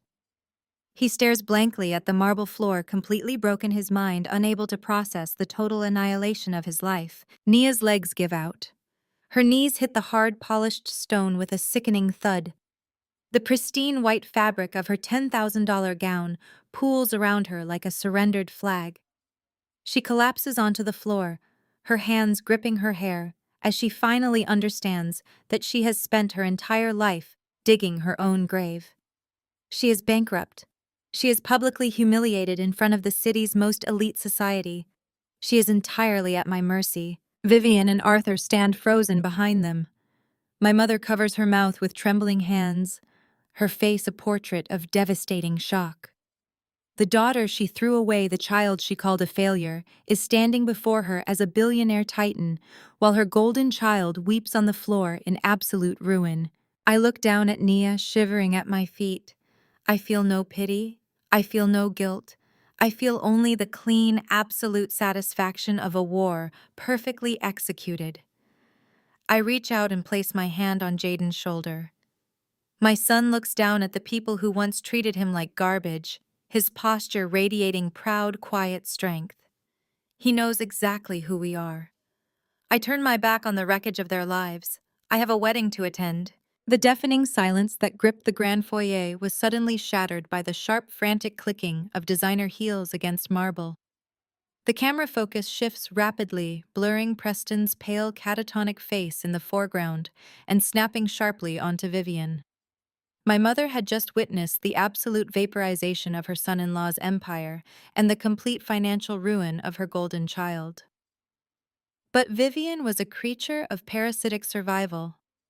The realization that the daughter she had discarded was not merely successful, but commanded a multi-billion-dollar global syndicate triggered a desperate manic pivot in her psychology. She completely ignored Nia, who was still sobbing uncontrollably on the floor in her ruined $10,000 white gown. She bypassed Arthur, who was clutching his chest as he realized his entire retirement portfolio was locked inside a bankrupt hedge fund. Vivian lunged forward, her silver dress swishing wildly as she chased after me. She cried out my name, her voice pitching into a shrill, theatrical wail designed to garner sympathy from the surrounding elite. She reached out her hands, trembling, grasping at the air just inches from my custom Oscar de la Renta train. She wept, insisting that she always knew I was brilliant. She sobbed that she was so incredibly proud of the woman I had become. Her face twisted into a mask of pathetic begging as she pleaded with me to stop this. She cried that we were blood, that we were a family, and that I absolutely could not do this to my own sister. The camera cuts to a tight, intimate close-up of Vivian's face, capturing every drop of her manufactured grief, every line of her desperate greed. Then the focus snaps sharply back to me. I stop walking. I turn around slowly, the heavy silk of my gown cascading flawlessly around my feet. The entire pavilion holds its collective breath. The venture capitalists, the state senators, and the media moguls watch in absolute stillness. I raise one single manicured hand. The gesture is slight, but it carries the undeniable weight of an absolute sovereign. Vivian freezes instantly, her outstretched hands hovering in the empty space between us. My eyes are entirely devoid of anger or sorrow. They are as cold and unyielding as glacial ice. Family, I repeat the word, tasting bitter and foreign on my tongue. I look at the woman who gave birth to me, analyzing her not as a daughter looking at a mother, but as an apex predator observing a cornered liability. Family are the people who pulled out a chair for me and offered me a warm meal when my own biological mother threw me onto the street in the freezing rain on Thanksgiving night. I state my voice echoing with crystal-clear precision through the cavernous foyer. Family are the people who held my son when he cried, who built me up when I had nothing, who stood by my side while you spent a decade treating me like a contagious disease. Vivian flinches violently as if I have physically struck her. She opens her mouth to offer another pathetic excuse, but I cut her off completely. You are not my family. I declare, the finality of the statement sealing her fate forever. You are nothing but uninvited guests trespassing in my home.